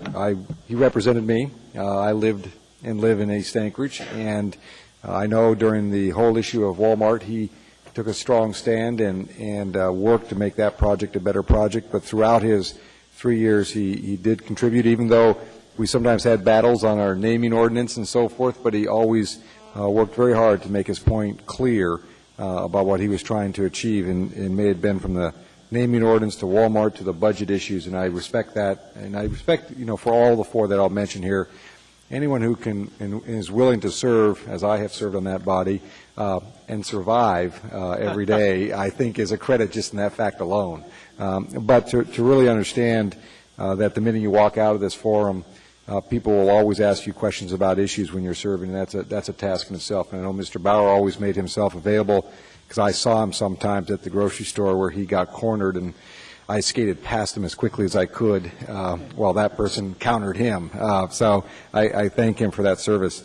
Mr. Sullivan, I want to first, this makes me, in one way, after 9.5 years, or that 9 years that you're leaving, I feel better now when I'm at your bar. I don't feel like a conflict that I'm buying a beer and wondering what happens there. I'm going to look forward to more activity there, just from personal view. But Mr. Sullivan, you have been someone on the Assembly that on a regular basis, and may have been kind of the competition of ideas of how to deal with the budget. You have been forthright in that effort to lay out your concerns. Sometimes you weren't on the winning end, and sometimes you were, but you always made the case of kind of watching out for those items and how the budget was prepared, or how it wasn't prepared, or what pieces you wanted to see, or kind of asking us those multiple questions, at least during my time here as mayor, and I thank you for that. I think through that process, even though sometimes I would be passionate about my response to you, I think the idea that we got a better product out of it usually came out, and I appreciate that work that you did in that effort. Mr. Trainee, we have done 2 rounds. Now, this is your kind of second tour, can I say it that way, as an individual who has served in the military and currently does. You, especially around the public safety areas, you have never given up the fight, even though sometimes we would tell you, I don't know how we're going to implement that, and you would just say, well, figure it out, because I think it's a good idea. And we would, painfully, but you always brought forward some new approaches of how to deal with some of the chronic public safety issues we had in this community. You brought forward ideas as I would consider a maverick in a lot of ways, and I think you described it when people asked you, I think during this last campaign or afterwards, were you liberal, conservative, progressive, whatever title you want to give, and I think you were just independent. You just did what you thought was right for Midtown, and I think that's a real credit to your service, not only this time, but I had the luxury of serving on that end of it with you for those years, and we've always had some good issues to work together on. There's been times when we've disagreed, but at the end of the day, I think your heart was always in the right place of focusing on not only what's important for Anchorage, but what's important for the broader community and how it affects individuals on a day-to-day life. And I want to thank you for that. The other piece is your always, when we had military issues or military events or issues that we thought were important that we wanted to connect up with the active or retired military, you were always kind of forefront, or you brought them to us and said, hey, deal with this, and we did. So thank you for that service. To Mr. Teshi, in some ways, and I say this a little bit of just, and I know Patrick Flynn is going to be sworn in tonight, I don't know what's left in downtown that Patrick's going to be able to do, because it seems like we have redeveloped all of downtown. We have done everything possible, but it's one of those districts that is truly the heart of the city. And so all of us connect with that at some point, and you are always and has always been an advocate for the folks in Mountain View, to the folks in Bootleggers Cove, to the downtown business folks, to the Fairview community, or or you, as I know you did, you would never probably admit this, but I know when Darrell Hess and those others came pounding on my head on issues, I knew where it sometimes was generated from. Not that you would ever acknowledge that, but I had this sense that Alan Tesche's hands were somewhere in that. But it was because you knew the process, not only because of your service here and the recognition you got tonight of 15 years of public service in city government. You worked on this side of the equation years ago, and because of that, you were able to help many individuals, again, from Mountain View to Bootleggers Cove and downtown and so forth, to kind of weave through sometimes the bureaucratic maze and get results. And I thank you for that. And even at times when I would get frustrated with you and those good, no offense to my friends that are lawyers, those lawyer lectures, I'm not sure how to describe them, but we listened patiently. But usually as we listened, there was those threads of moments that we would recognize that you had some good points that we had to take into account, because you were fighting for the cause of, in the case of some of the communities you represent, the folks that didn't really have a voice. So I thank you for that service. Just overall, to the four members, I get the question asked from the press every election cycle, how are you going to work with the next assembly? And my view is what's great about local government, even though at times it seems tense in this room or there's issues that are very passionate, at the end of the day it's about building a city, building a community, and focused on the common ground. Sometimes it's hard to find that at nights, it feels like that. Sometimes it ends late in the evening, we still haven't found that common ground. But I think every assembly member that is retiring tonight, I want to thank you for your service. People that pick up the effort to run and then serve, it takes a lot out of your family life and your personal life. And I just want to say thank you for the three here tonight, and also Mr. Bauer, who's not with us, that I want to thank you on behalf, at least from our administration, hopefully speaking for the community, for your service. And now I have a feeling all of you at one point or another will be at this podium telling this body and us what we're doing wrong, and I would encourage that. So thank you very much. That's all my comments, Mr. Chairman.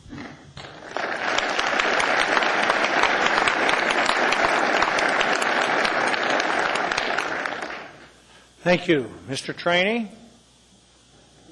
Well, I'm leaving now for the second time.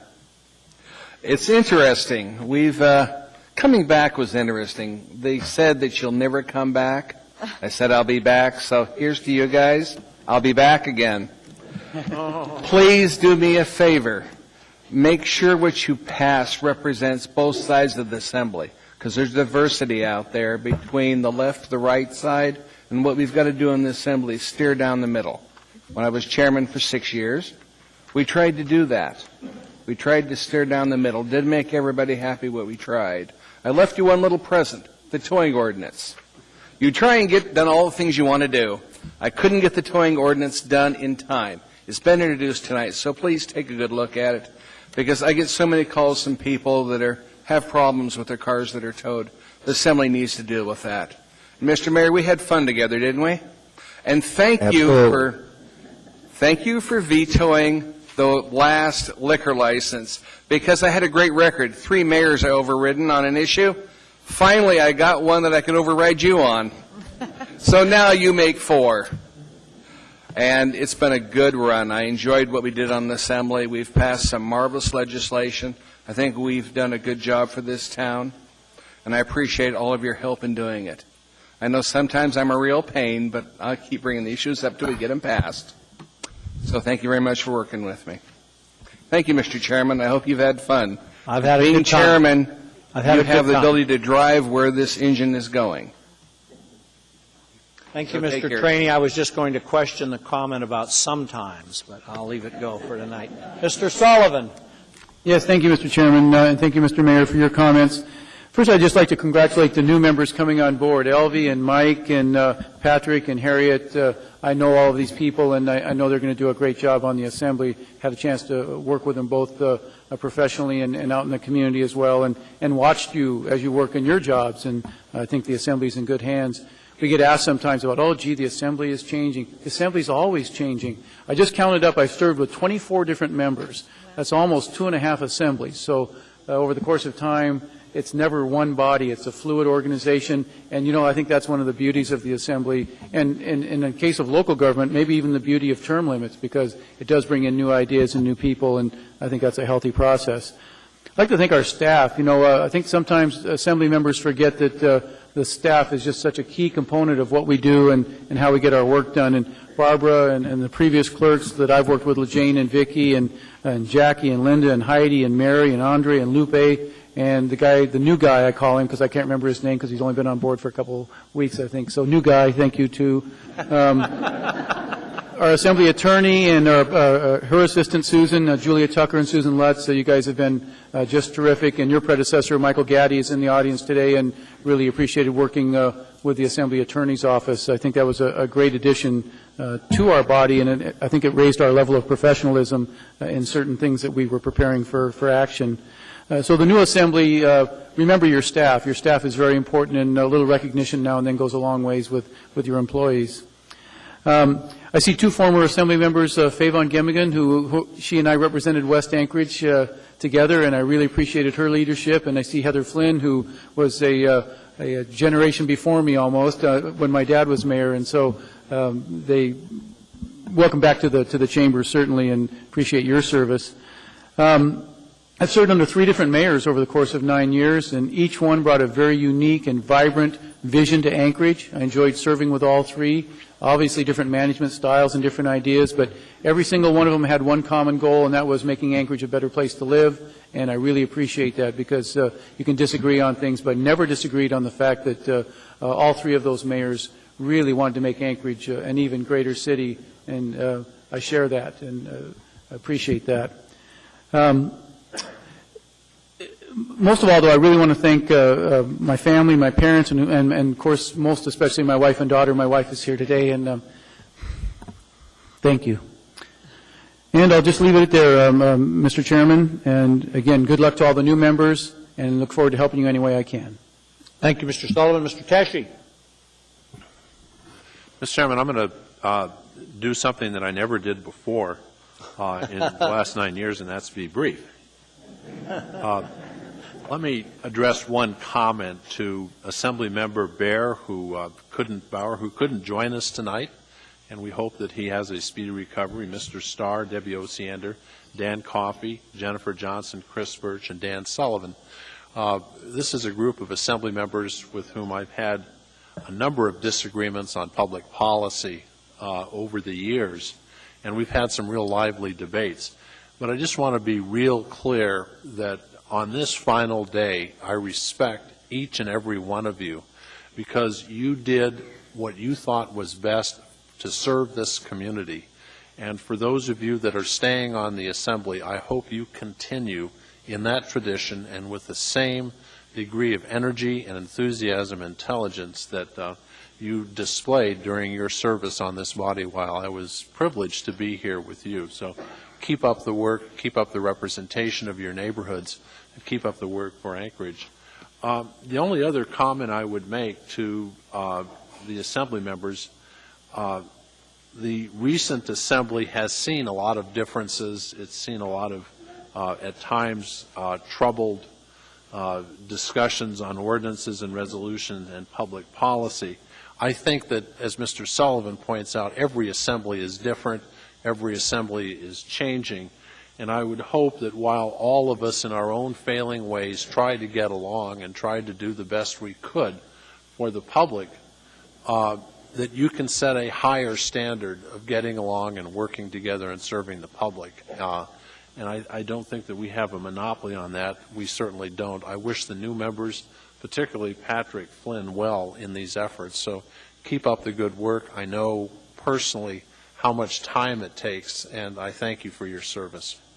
Thank you, Mr. Sullivan. You went back in? Yes, you can't let Alan speak last, because he wasn't going to. For the last 9 years, we've been doing this to each other. So I'd forgotten to say one thing. When Kevin Meyer left the Assembly, he gave me a very special jar of, I'll blot out the word, but it was called anti-bullpucky pills to use, anytime Alan got out of hand. And I want to show you the bottle's empty. And not only that, it's been refilled 3 times. So, Alan, I'm going to give this to you, and this is passed down from Kevin Meyer to me to you, and I appreciated your comments. Now, after your nice words, I feel bad about giving it to you. So, How bad do you feel, Mr. Sullivan? Mr. Teshi, you have the right of rebuttal.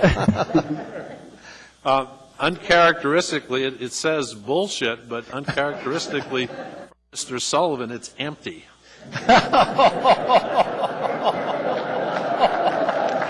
Thank you for the gesture. Do I hear a motion to adjourn? I don't know. Okay, Ms. Osiander. Go ahead, top it. I can't. My comment is, a number of people have asked me, the Assembly is going to be so different now. How do you think we'll be able to work? What's the future going to hold? And my comment has consistently been, the personalities of the individual Assembly members make a whole lot more difference in how you work with somebody than the agenda or political beliefs that they have going into it, in my experience. Because a lot of the issues are nuts and bolts, nitty-gritty, running the city, not big global general philosophy statements. Each of these individuals who are leaving have made a mark and a difference to me in their personal attitude towards life and their interaction with each of us. Mr. Bauer has been an interesting man to get to know.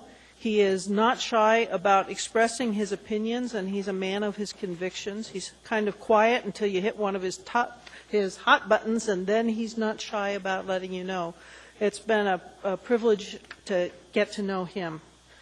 I want to say that I'm particularly going to miss Mr. Sullivan. He was one of the first people that I ever sat down and talked to once I decided to run for this office. I have thoroughly enjoyed not only his background on issues and his positions on issues, but his sense of humor. That guy has just got a wicked little wit that comes in there and makes me smile at all kinds of moments. I'll miss that. Mr. Trainey is actually the individual I've known for the longest on this board. He frequently talks about his longevity, and it makes me sigh because I've been in public office just as long as he has, spending 11 years on the school board. I first met him on a joint assembly school board committee. We have had many, many interactions. Sometimes I don't know for sure where he's going to be on a position. You know, I think I know, and then he'll surprise me. I have agreed with him and disagreed with him, but he's always been interesting, and I'll miss him. And I really am very confident that I'm going to see him regularly. Mr. Teshi, I have nothing but respect for your knowledge and your intelligence, sir. We have differed at times, but I want to say that I respect your commitment to downtown and what you've tried to do for the city. Thank you. And I will try to be very brief. The four people that are leaving the body, Mr. Bauer, I think his service both to this country and to this community, both in the military and on the Assembly, has been in a real value. He's raised issues that others might not, and I think it's been worthwhile to have the debates over issues he's raised.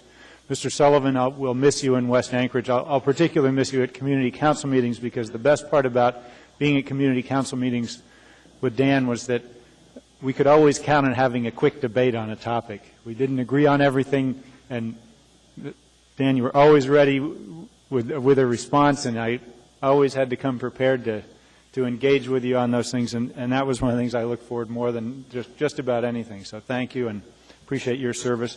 Mr. Trainey, it's always refreshing to have somebody that speaks his mind, will take on tough issues, and is not afraid to be independent. And that's a message that I think I will carry with me. And I also appreciate your comments about how our real obligation as members of this body is to get right on that yellow line and drive right down the middle of the road. It's not what's progressive or what's conservative. It's get in the middle of the road and stay there. And that's good advice. And Mr. Teshi, I really appreciate one of the examples that I've seen with you is the ability, even if you end up on not necessarily the winning side on some debates, that you pick up and move on to the next topic and put the last one behind you. And that's, again, a real message that I take with me every day. And so I appreciate your contribution and all the things I've learned from you. Thank you. I'll too try to be as brief as possible. First, I want to express my appreciation to the members that are leaving, and actually to the Assembly as a whole, for the civility that is here. People oftentimes see us arguing and not agreeing with one another, but I can tell you this is genuinely a kind and civil group of people. And what I've found since I got here is that what we're about different perceptions of what is good. And there's these big arguments, people advocating for what they believe is good, and that's the complexity of it all. Mr. Bauer has been my partner in East Anchorage, and I know he has worked hard, and I'm really sorry that he's in the hospital. And I know that he has done his very best to serve this community, and I'm appreciative of his views, although they were very different than mine often. I know he worked hard to express what he thought was important.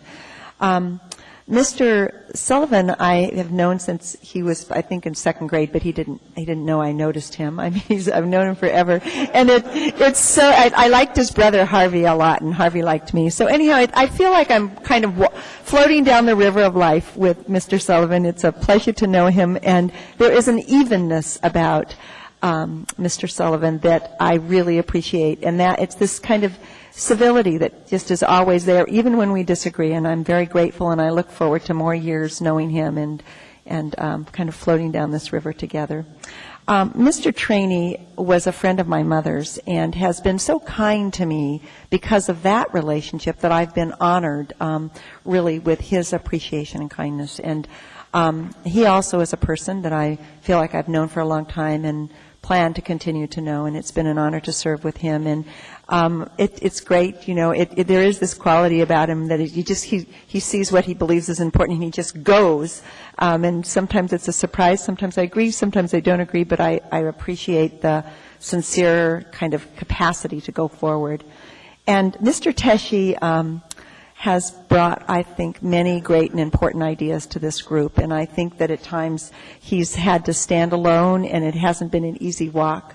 I'm very appreciative of him. He's been a real friend to me since I've gotten on this assembly, and I look forward to a long and true friendship with him as well. So I'm appreciative of the kindness that this group has shown me, and you've set an example for me, I believe, for how I will look forward to meeting new members on this assembly, whether they agree with me or not. So thanks very much. Thank you. One benefit of sitting here in the middle is that you get to speak last when there's nobody's name on the bar here, so it's my turn. I wanted to make three quick comments. Number one, I've never met a person on this assembly when I was either appearing before them or when I was on the Planning and Zoning Commission, or at any time in the 25 or 30 years I've been involved in politics, that didn't bring their best effort to try to do what they thought was the right thing for the city. I don't care what your politics are. If you work hard and you try to do the right thing, there's nothing wrong with anyone, and I've never seen anybody here who really didn't try to do that by their own lights, and that's just fine. That's good. That's the best part of local government. The second thing is, Mr. Teshi and I have disagreed with each other for probably 30 years, and if we live another 30, we'll probably disagree with each other for another 30 years. And every once in a while we stand back and lob grenades at each other, and then every once in a while we sit down and talk about things together.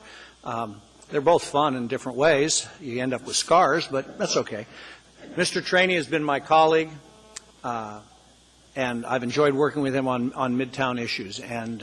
And Dick is right where he is. You want to know where he stands, just ask him. He'll let you know, and that's well and good. Mr. Bauer was substantially in the same manner, and brought to this body, as Mr. Clayman said, things that we might not have otherwise considered, and sometimes they were rejected, and sometimes they were brought to light. Going down the river of life with Mr. Sullivan, there's so many of them, you never know which one you're floating with. But Dan's been a friend for years, and I know we'll continue in that friendship, and I appreciate the service of all of these people very much, because I know how hard it is to do the work and try to understand the issues. There's just no way around it. And then to the new folks, I really welcome you all. It's great. It changes all the time, and I was talking to somebody the other day, I forget who. That happens a lot as I get near 62. I forget who I'm talking to. But I said, if we were in the Middle East and we lost, or someone lost an election, they'd be dead. Or they would be in prison, or we would do things, but here we do it with collegiality. We respect the process. We welcome the new folks. We say thanks for the service of the old folks, and life goes on, and this city will do just fine, because I don't think there's a person who's leaving or a person who's coming who won't try to do the best thing they can for their city. And I look forward to working with each and every one of the newcomers, and we're going to have a good time and do good work, and I believe that. So, now, that's it. There's nobody else in the queue. I would like to, first of all, just recognize the Election Commission. Are they here? And we'd like to have them come down and thank them for their service as members of the election. There they are, second row. I broke my glasses, and so I'm kind of peering out into a void here. I'll get those fixed tomorrow. Good evening. Hi. Hi, my name is Ethel Tuck, and I'm chairman. Evelyn Hansen, I'm vice chair. Yes, ma'am. Norma Sullivan, and I'm just one of the clerks. Just one of the worker bees. One of the group. I'm Max Olson. I'm the minority.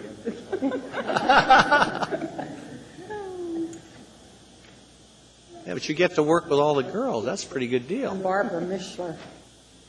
Good evening. Thanks for coming down. Thanks for the work. Mr. Sullivan, go ahead. You always have good, kind words to say. Well, thank you. First of all, I think I missed Melinda Taylor when I was speaking about former Assembly members who were in the chambers, and we're always glad to see Melinda.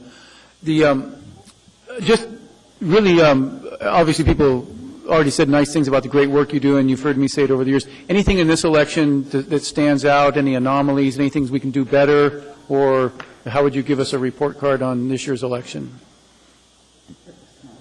It was a small election, but it was good. Everything was really smooth. We didn't have any problems. No machine malfunctions in anywhere? Or okay, No. Very good. I think everybody's impressed about how quickly we get results now. And it used to be when the election ended at 8 o'clock, about 11 o'clock, you'd wander over Election Central and start seeing some early returns. And you show up at 11 o'clock now, they're closing the doors and sending everybody home. So thank you for your work. We all very much appreciate it, and thank you for all the work and the reports, and well done once again. Thank you.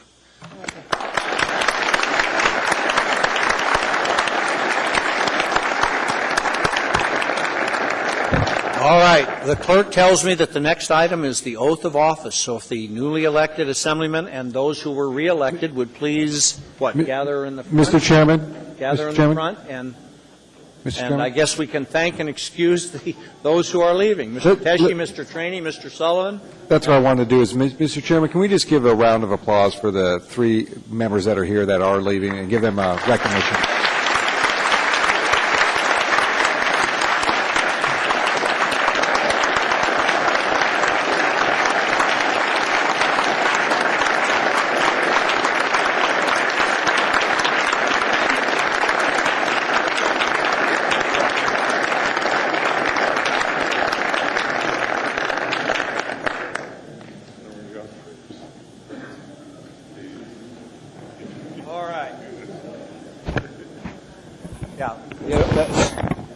Judge Kristen, good evening. How are you tonight? Thank you for your patience in waiting for us to get through all of the comments. We appreciate it. Could the assembly members move in? Come up. How are you? Nice to see you, Judge. Helvie and Harriet, Mike. Where's Patrick? Oh, here he comes. Okay. And Mr. Starr and Mr. Birch. Anybody wants to renew their vows?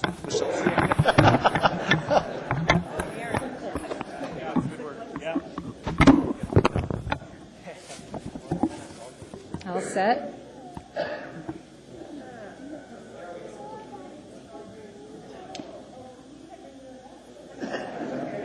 Family members can step right on up. You're fine. The important thing is that the photographers are ready, so hang on. Got all set? All right, I need to ask you all to please raise your right hand. I do solemnly swear or affirm that I will support and defend the Constitution of the United States and the Constitution of the State of Alaska, and the Charter of the Municipality of Anchorage, and that I will faithfully discharge my duties as a member of the Anchorage Assembly to the best of my ability. Congratulations.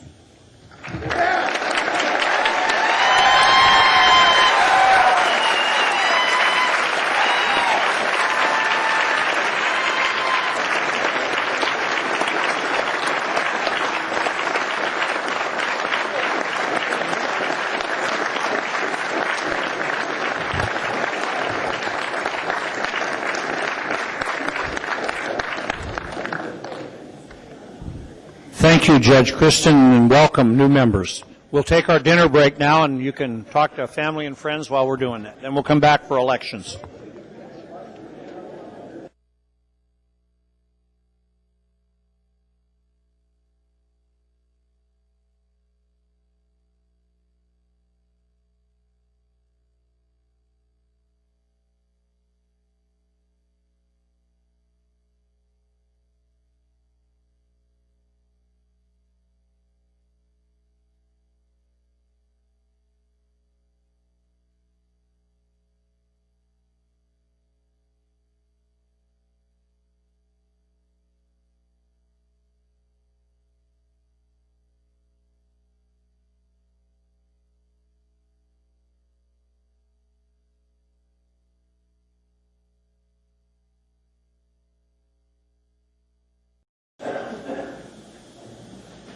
Flynn and Ms. Drummond.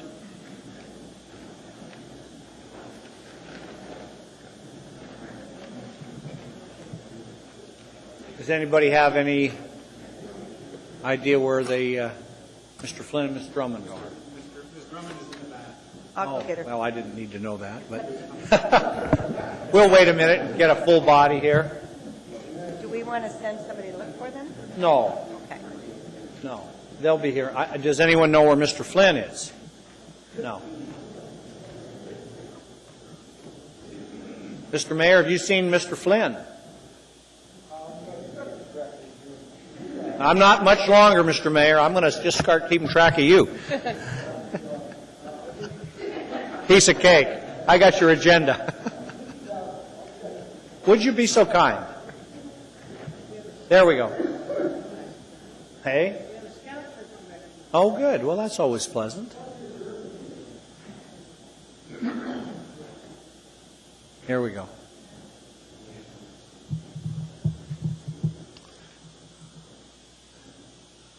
Okay. Now let's get everybody in here, because we got to call the roll again to establish a quorum, and I don't want anybody to be shown up absent at their first seating. Do we have the information on the scout?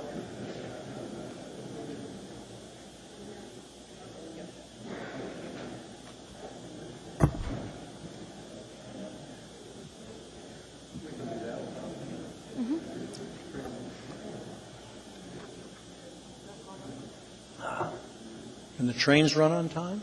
I don't know.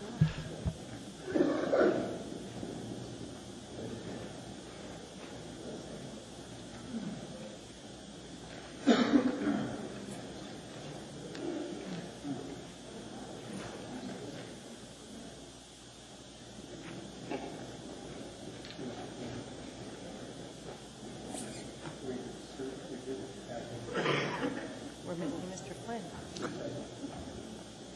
Well,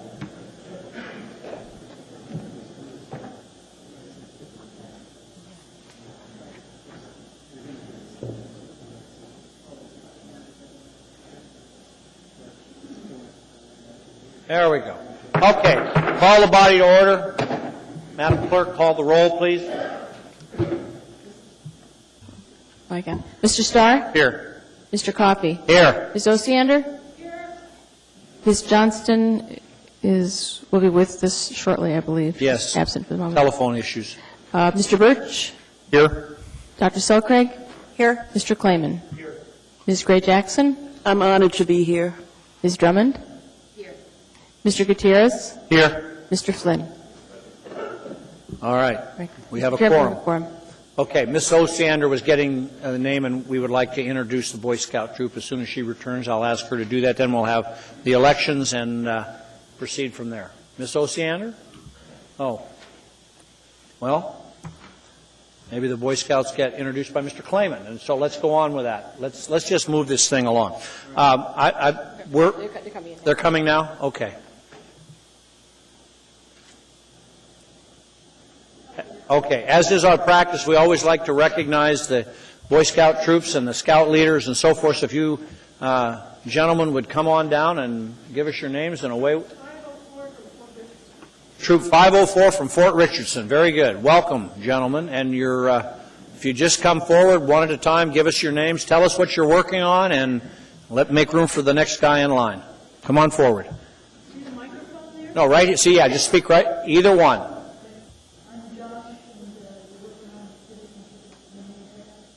Okay, thank you. Is that yeah, on? I think we need to use the other mic. Turn it around there. There we go. You got it? There we go. Hello, my name is Danton, and we are working on our citizenship in the community merit badge. Good. Welcome. Thank you. Hi, my name is Jordan, and we are working on our citizenship in the community merit badge. Thank you. Hi, I'm Chance. I'm working on the same thing. I'm Quinton. I'm working on the citizenship in the community, too. I'm Addison, and I'm working in the citizenship, too. I'm Solomon, and I'm working on citizenship to the community. Thank you. I'm Justin, and I'm working on citizenship in the nation. My name is James Running, and I'm working on citizenship in the community. Thank you. My name is Kelby, and I'm working on the citizenship in the community. My name is Alex, and we are working on the citizenship in the community. Very good. And the Scoutmaster is? Hi, I'm Lieutenant Colonel Steve Patton from Fort Richardson. I'm the Scoutmaster, and for everybody here and for everybody assembled, thank you for welcoming us, military folks, to the community. We feel very much at home here in Anchorage. So, good. Thank you very much for your service.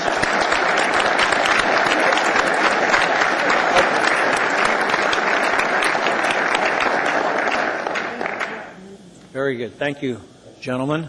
All right. Nothing needs cleaning up from before dinner, right? We're on to elections. Okay.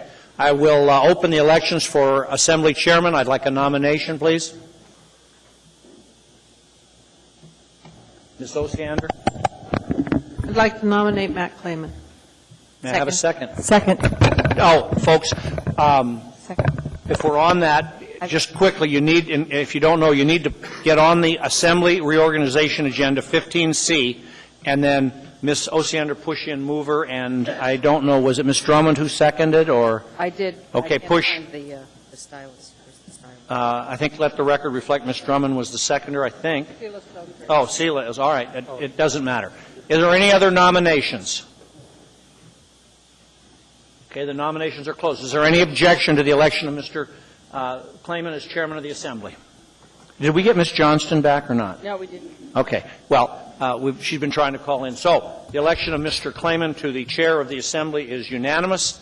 I wish him well. I thank you for allowing me to serve you all, and I will now change chairs with Mr. Clayman and go to the chair I occupied my first year on the Assembly.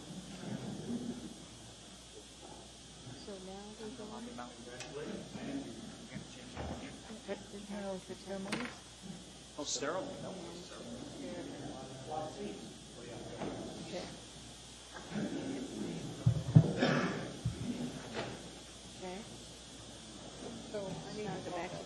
Yes, you will. I need to find you. Password.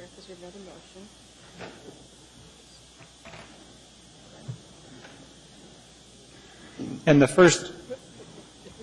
first order of the day as chair is to thank Mr. Coffey for his year of excellent service as chair. And in honor of that, we have a gavel.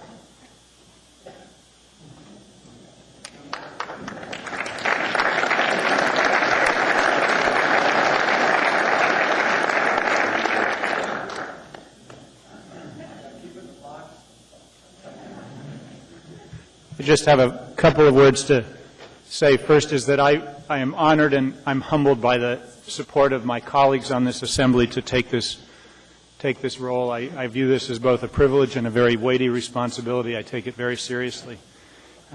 People who watch me on the assembly know I start every meeting at 5 o'clock by walking and shaking hands with everyone on the body. And I learned that from Chief Justice Roberts, who said when the Supreme Court meets in private, they all shake hands with one another because they recognize they are engaged in a common enterprise. We on this body are engaged in a common enterprise. We may not always agree, but I think we are united in our commitment to what is best for Anchorage. I also think we are united in that we have 11 different visions of how to get there. But that doesn't mean we don't have the same objective. It just means we have different ways of getting there. So I want to thank you for the vote and for the support, and I look forward to serving, and I recognize that the proof is in the pudding, and I have a lot of work ahead of me. So now I would ask for nominations for Vice Chair. I nominate Debbie Ostrander. Is there a second?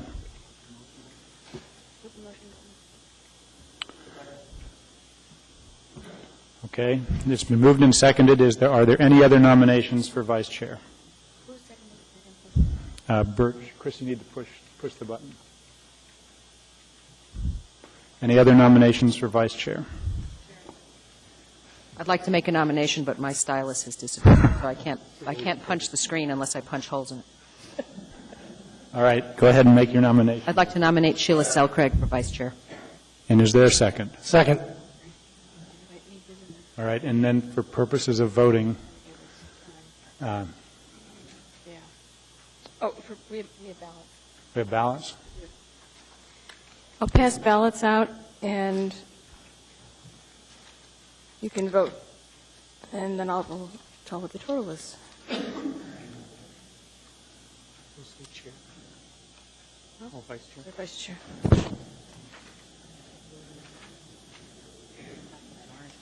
Yeah. So it's Mark. So we You think you need one that you can use? I'll make everything you do. Okay. Take one.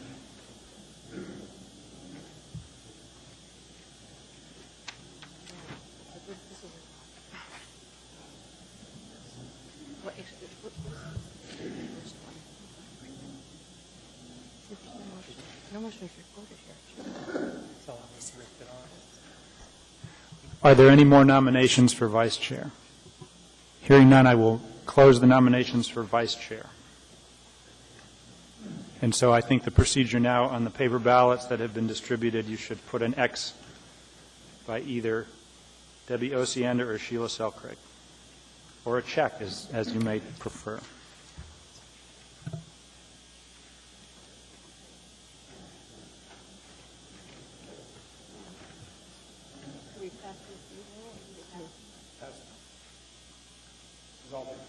Yes. You pass them down to me.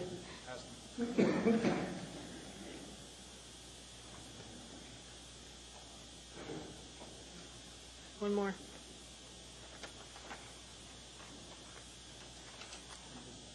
Has Ms. Johnston returned on the line with us?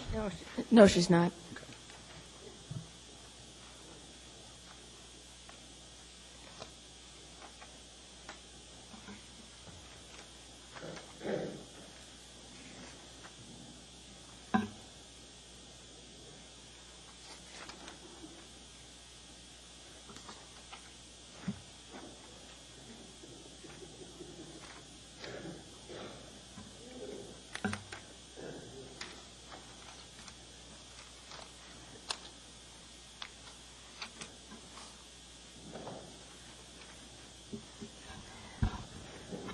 Mr. Chairman, the vote is Debbie Osiander 3 and Sheila Selcraig 7.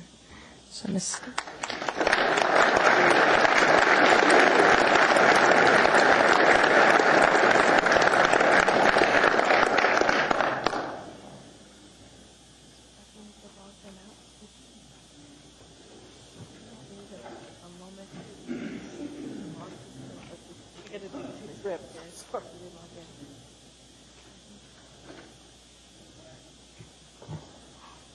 Mr. Chairman, point of privilege to speak on Ms. Osiander's departure. Yes, Mr. Starr, go ahead. Well, again, I think it's Yeoman's work that oftentimes people judge us for the Tuesday night activities and forget probably that we work some days 5 and 6 days a week, oftentimes more, to coordinate the efforts and make it look oftentimes seamless. And Ms. Osiander, I just want to really commend you for the job and task that you did supporting that role. It oftentimes goes unrespected, and I appreciate that need to back up not only the chairman, but to facilitate Monday meetings and agenda settings and keeping the peace and all of that. So thank you for setting a good example in that. So, and welcome, Ms. Selcraig, to the new task. My pleasure to be here. Thank you. Thank you, Mr. Chairman. And the additional task is chair, and Mr. Coffey gets a gavel. Ms. Osiander gets a plaque in recognition of your dedication and service to Anchorage, Alaska as a member of the Anchorage Municipal Assembly.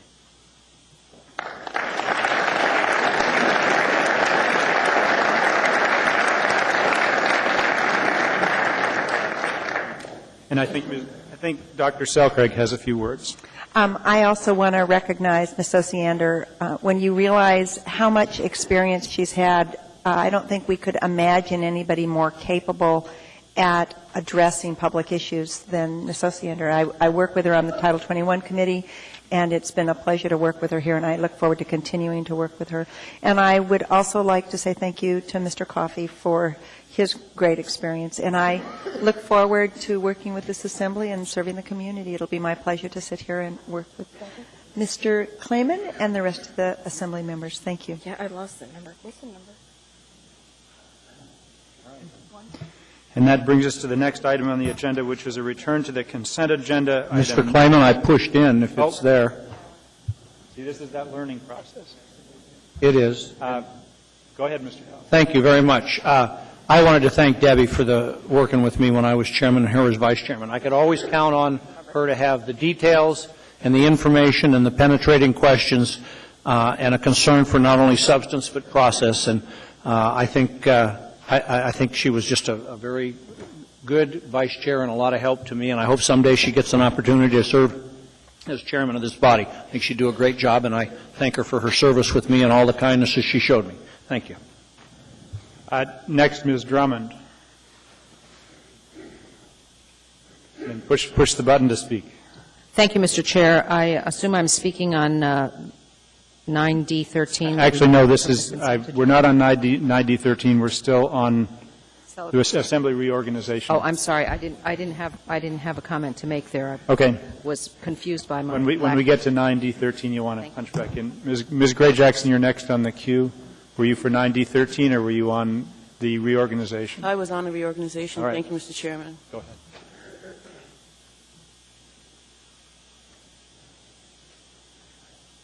Your turn. I was on the reorganization when the nominations were being asked, and I thought I needed to request to make the nomination. Thank you. She was in earlier. Oh, I see. Okay. But you didn't. This is the process of learning the computer system. I was supposed to be here at 3:30. I was here at 3:30 to learn how to work the system, but the system wasn't ready to teach me. So we all have to endure a little bit. Okay. I think that ends reorganization, and now we're going to move on to the next item, which is 9D13. Ms. Johnson, you're back with us? We hope so. Okay. Jennifer? Yes, I'm here. Okay. We're on 9D13. This is AM 246-2008, tax-exempt master lease financing of capital improvements for information technology. This was pulled at the request of Ms. Drummond. Need a motion to approve. Second. And Ms. Drummond, if you could speak to your concerns. Apologize. Thank you, Mr. Chair. I was a bit concerned that this very large $50 million tax-exempt lease purchase agreement was going to be passed by the previous assembly without any input from the new assembly. And I just need a little more information from the administration, Mr. Chair, if we could have that, and how this works, and that each of these expenditures from this tax-exempt lease purchase agreement will be approved by the assembly. And I would actually, you can direct, I'm not sure who in the administration is best in position to respond, but it looks like Ms. Weddleton. Ms. Weddleton, if you could respond to Ms. Drummond's questions. Through the chair, very briefly, the Assembly previously passed a $50 million maximum master lease agreement that can be used to finance capital purchases that are best purchased through this source of funding rather than alternative sources of funding such as general obligation bonds, spending cash on hand, borrowing from other funds that have fund balance, etc. And the way that it works is when assets are identified that are ideal for this type of funding, the public finance officer calls KeyBank and asks whether or not the proposed purchase is eligible for funding through the master lease agreement. If he receives a positive response from KeyBank, then we come to the Assembly every time and get Assembly approval every time that a draw is being requested. One of the advantages of the master lease agreement is that the interest rate is extremely favorable and that the program is extremely flexible with no prepayment penalties. So this, through the chair, so this memo is for the approval of these three expenditures totaling approximately $2.2 million against the $50 million. Through the chair, you are correct. This is the second request on the $50 million cap that has come to the Assembly. We are not allowed to draw on this master lease agreement without coming to the Assembly for approval every time. Okay, and then again, how much is remaining of that $50 million? Through the chair, currently we haven't drawn any funds from the master lease agreement, though the Assembly has approved $1 million of borrowing. So we technically have $49 million left to draw. This is a brand new program. Okay, great. Thank you very much. Mr. Starr is next in the queue. I appreciate you pulling the item. There isn't an RFP issued, nor has the purchase been approved for this, and we're actually allocating the funds. I talked with the IT department today. The contract to buy these systems hasn't been bid yet. Is there somebody from IT or Sharon? Do you want to confirm that? That is correct. And one of the things that we do when we come to you and ask for permission to finance the proposed purchase is we first check to make sure that the item is on the approved capital budget.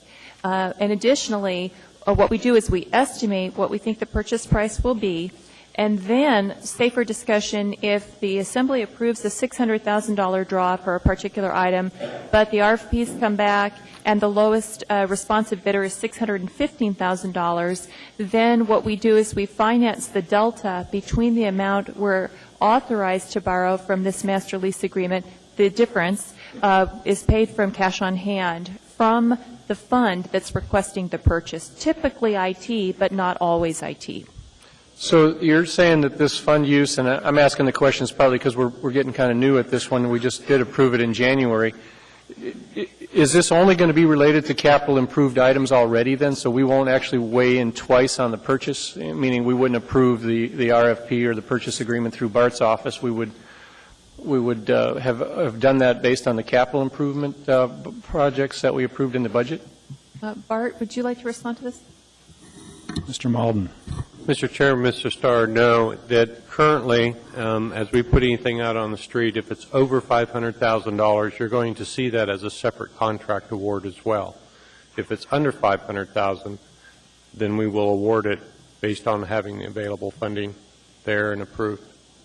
And I guess through the Chair, Ms. Weddleton, why would we then approve the allocation of this money ahead of all those other things? I guess I'm not clear on the logic why we need to authorize the IT department to go ahead and just enter into the contract negotiations for the purchase when, in fact, we're going to come back and see approval requirements again. So why this added step? I mean, we would want to look at facilitating public process, I think, but well, we view this document to you as an extra internal control to allow you the utmost discretion as to how you would like to finance capital purchases.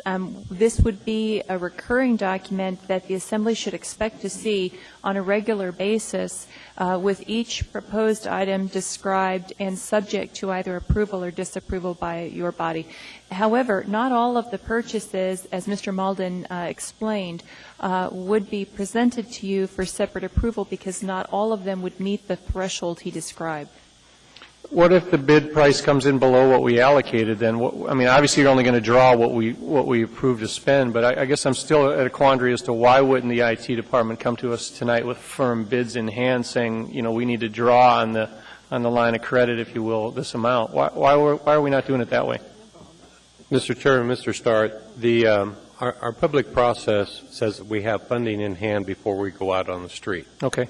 So you're basically putting the funding in place in order for us to go out on the street and do our job in the actual solicitation part. Been here a year, we've seen funds like this or projects like this funded. What would be some of the other ways, Ms. Weldon, that this would have traditionally been funded before this line of credit or the lease exempt agreement? Through the chair, for the Information Technology Fund, the traditional means of funding were really threefold. The IT fund has borrowed from another fund that had excess cash and is repaying that debt slowly over time with interest. The second source is that the IT department can actually spend more cash than it has, and technically what it's doing at that point in time is it's borrowing right from its cash account. It's overdrawing its bank balance. And then the third source, if it had a purchase it wanted to buy, is the department is continuously receiving incoming cash revenues that it's charging out through IGCs. So to the extent that it has a positive revenue inflow, it can also spend its cash on hand. Yeah, and I guess there's not a question built into this, but in conversations with the IT group as well, they also, in our process of reviewing the operating budget, they're prepared to pay back the loan and note obligations as they come by, and I think that's good business to be ready for that, and I would want to have that as an oversight requirement on drawing on this, is that are we going to naturally increase our budget? Obviously, you and I spoke about emergency purchases of fire trucks and things that would need to be, but I think in this group, they're prepared with the operating budget once we expense that to start paying it back. So I'm pleased and I urge support. So thanks. Dr. Selcraig. I have another question in another area, and that is that we're looking at $2.2 million, and I always kind of raise this issue about IT, which is that it's certainly needed, but it's a lot of money. And I'm thinking that in light of the fact that there's at least 6 members who haven't had the opportunity to review the IT plan, it was reviewed before we got here, it might be worthwhile to schedule a work session in the future so that the new members could have an understanding of what this broader picture is. I believe we looked at a $7 million total package at one point. At least that was the figure. Maybe people are nodding their heads. I'm not going to put a number on it. Anyhow, it would be nice to see how this is planned over the next few years and what it really means in costs so that we're not kind of wondering each time we get it. Okay. No one else is in the queue, and I think that means we're ready to vote. Does it work? Oh. Actually, we need to do a roll call, but if you touch... Actually, I can ask if is there any opposition to item 9D13? One person got Hearing no opposition, that passes. Right? Ms. Johnston, you can hear us? Yes. All right. No one is objecting, so 9D13 passes unanimously. Are we ready to go to 9D24? 9D24, this was pulled by Ms. Selcraig, I think at the request, or pulled by Dr. Selcraig at the request of Ms. Drummond. Ms. Drummond, if you want to, first we need a motion to approve, and then Ms. Drummond, if you could raise your issues. Move to approve. A second? Second. Touch screens, please. Go ahead, Ms. Drummond. Thank you, Mr. Chair. This item struck me with a great deal of interest as going door to door for the last 3 months. The single biggest complaint from my constituents in West Anchorage was the condition of their roads. And I find this very interesting that there has been a survey already done, and this is another survey on top of that. And I would hope that the administration will be providing this information to us so that we can see the order, the prioritization of the road projects that need to be done. And does I think it's 823 miles, is that every street in Ardsa or in the entire municipality? Through the chair, only the streets owned by the municipality and maintained by the municipality are subject to the GASB 34 assessment. When GASB 34 was implemented, the municipality had two choices. The first choice was to depreciate the roads as assets that would age over time. The second choice, the choice that the municipality adopted, was to effectively make the promise that we would maintain our roads at a stable quality in perpetuity. But the trade-off with that choice was that we're now required periodically to go back and prove that we're actually maintaining the roads. So this assessment is really more of an accounting exercise than anything else, to make sure that we've kept our promise and that we don't have to retroactively depreciate the roads, which we certainly wouldn't want to do. That's kind of confusing. Yes, ma'am. Considering that most of the roads that I saw in south part of West Anchorage, for example, are in miserable condition. And actually, that's a good point. The requirement is not that the roads be maintained in good fashion, but that they be maintained in a consistent fashion. So what you do when you do the assessment... So if they're consistently bad... Consistently bad? Let me try something, if I can interrupt for a second. When GASB 34 came in place, Ms. Strummond, they put some unfunded mandates on us. Part of that equation is we have to do these inventories, which in some cases, well, as you're seeing, are costly. And as we're spending money there, we're not spending money on repairing roads where that money could go instead. So we have to do this inventory. We have to keep track of it. Then they require us to keep a certain, that we're not having one level way over here super high and one level super low. There's some consistency. The challenge we've had is we have more road requirement improvements than our capacity that we've been able to put on the street. No matter how much we go out to the public for in the sense of new bonds, we have only so much capacity of work available in the community. We will overheat the economy, or we literally, when I came in the office, there was bonds stacked up for multiple years that weren't spent because the workforce just doesn't exist. So we have kind of two challenges, but for the GASB 34, we are required to do this. And it truly is an unfunded mandate that we're stuck with. But we have to inventory what we got. And then we have a separate program as our capital budget, you remember from the school district, that you have to kind of maintain. And I wish we had a lot more. If we could double our work capacity in a year, we would catch up a lot. But it's just, that's the dilemma. Just if that, there's my answer. So in other words, this doesn't really tell us which roads need work. It just tells us that they're all maintained in an equally bad state of repair. No. It does tell us some variations on some of the roads. There's no question about that. This vehicle, and if I remember this right, I think we lease it from DOT and so forth, but it will tell you the grade of the road. It does help us in our pavement management program. We actually receive, and I think it's this year in our legislative grant, I think it's $5 million matching grants. We try to put money in every year to go in to do pavement rehabilitation. So it does tell us where we need to really concentrate on those roads that are really in bad shape. I mean, some of the roads you might have seen might be already in the mix of renovation, or they are road improvement districts in a neighborhood that the neighborhood has not petitioned to improve, and therefore we don't have the right to go and fix them. That's part of the other problem here. Bayshore is a great example, and we have gone in there now, I think, Mike, 4 or 5 years of work, millions of dollars, but the voters there, because they're neighborhood roads, voted to have us come in, and we then pay 90% of that construction, and they pay 10%. That's how those neighborhood roads work.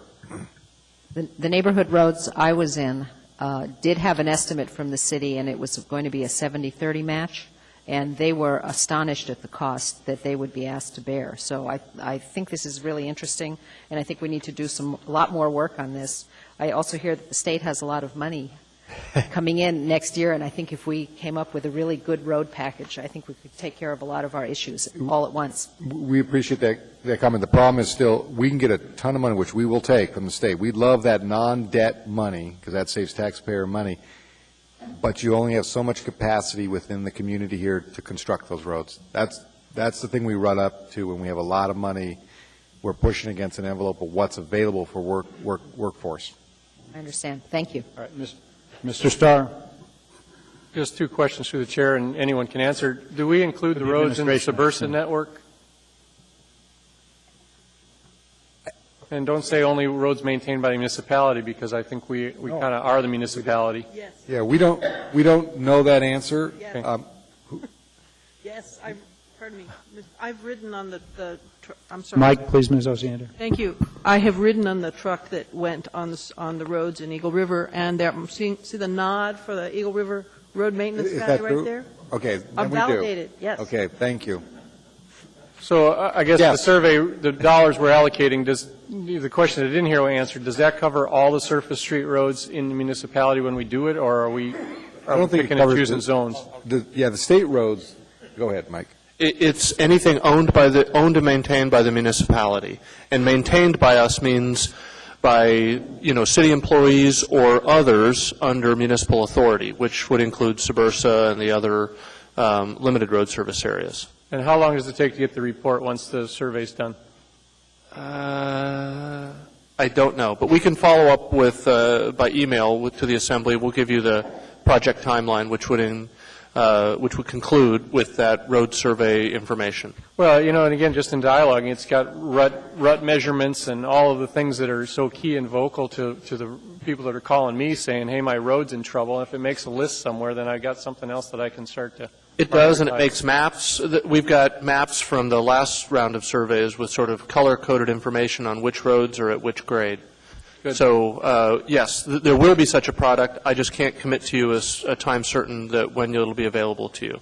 I would just note by the number of people in the queue, this appears to be a topic of great interest to the body, and so I would urge the administration, when the report does come in, to distribute it to us. Absolutely. And I guess how much does one of these trucks cost? I don't know if it's something that the technology is getting cheaper on, but we're paying a good chunk of change now. We did in 2003 as well, in 2005. So do we know how much one of these things costs? It may be an asset that we want to just purchase outright and use it daily if that's a need for us. So just throw that out there. Urge approval. I think it's a good working tool, but maybe we want to put some more effort into figuring it out. So thank you. Thank you, Mr. Starr. Ms. Osiander. I just wanted to share what I think is a common concern with every member on this body is the condition of our roads are really abysmal, and it's from a multitude of things. The mayor's eloquently talked about the local road, the funding ability to do that, but we've been really dinged at the federal level, too, because the amount of money coming in for through AMATs to subsidize our roads just isn't sufficient for our needs. And to my sense, and a lot of us here, it's frustrating because it's spread all over the state, not necessarily where the people are, a lot of the people are here in Anchorage. Also, we've been advocating at the state level for a long time to get more funding.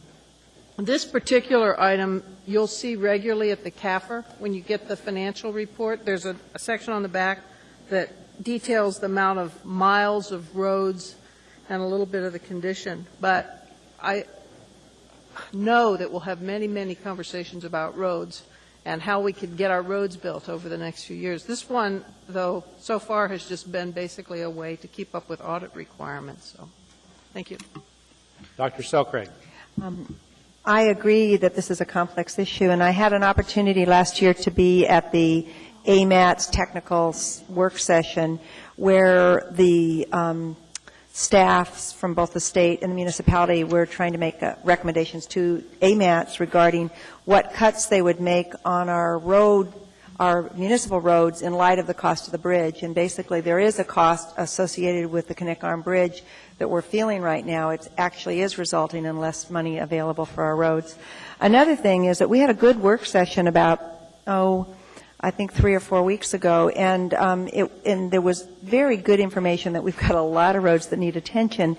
And one of the things that came up is the recognition that although we've got this wonderful, what would look like a wonderful deal, which is a 90-10 match in some areas and it's a 70-30 in others, the fact is that low-income or working-class neighborhoods in many cases simply cannot afford that match. And if you look at the road projects that are actually getting developed under that scenario, they're middle-class and upper-middle-class neighborhoods. And we're going to have to come up with a strategy, particularly in low-income neighborhoods where you've got a lot of people who actually have rentals and they're not interested actually in investing in several $1,000s more to upgrade the road in front of that rental. They don't live there. They're just able to gain the rent from those spaces. So it was clear in that work session that we needed follow-up work sessions, and we're going to need some strategies to really address this. And I think it is a good idea to think about it in terms of state allocations next year, particularly targeting those lower-income neighborhoods. Mr. Birch. I would just speak in support of this purchase. This is a widely accepted and well-recognized process for analyzing road quality and sub-base quality. I think it's a good move. It seems like it's reasonably priced. The cost of the equipment, that question was up, and it's well in excess of $500,000 for some of the dynamic testing equipment. So, but I would speak in support of this. Thanks. No one else is in the queue. I'll ask if anyone has opposition to 9D24. Speak now. Hearing none, that passes unanimously. That brings us to item 11A, which is the clean elections provision. This particular matter has been moved by Mr. Traney and seconded by Mr. Teshi. It was sent to the Elections Committee. There was no recommendation. There is a motion to approve on the floor. The public hearing has been closed, and so this is an opportunity if anyone wishes to speak to this matter. Now's your chance. Punch your button. Mr. Gutierrez. Mr. Chairman, thank you. I simply would like to be added as a co-sponsor. I'm actually a question for Assembly Council. Is that okay at this point in the stage? Sure. Yes. Okay, yes, Mr. Gutierrez, you will be added as a co-sponsor. Ms. Osiander. I have some concerns about this. When I first heard about it, I thought, what a great idea. Any way that we can increase the public confidence in our electoral system, we should go ahead. But I've been doing some research and I have some concerns. Basically, this number one will just be affecting state candidates, and the way it's set up, every candidate will receive somewhere, I think it's State House, $16,000, and if you're running for State Senate, I think it was $20,000. Basically, that was what I got from the web page. Additionally, the cost estimate is approximately $6 million. This is for the state of Alaska.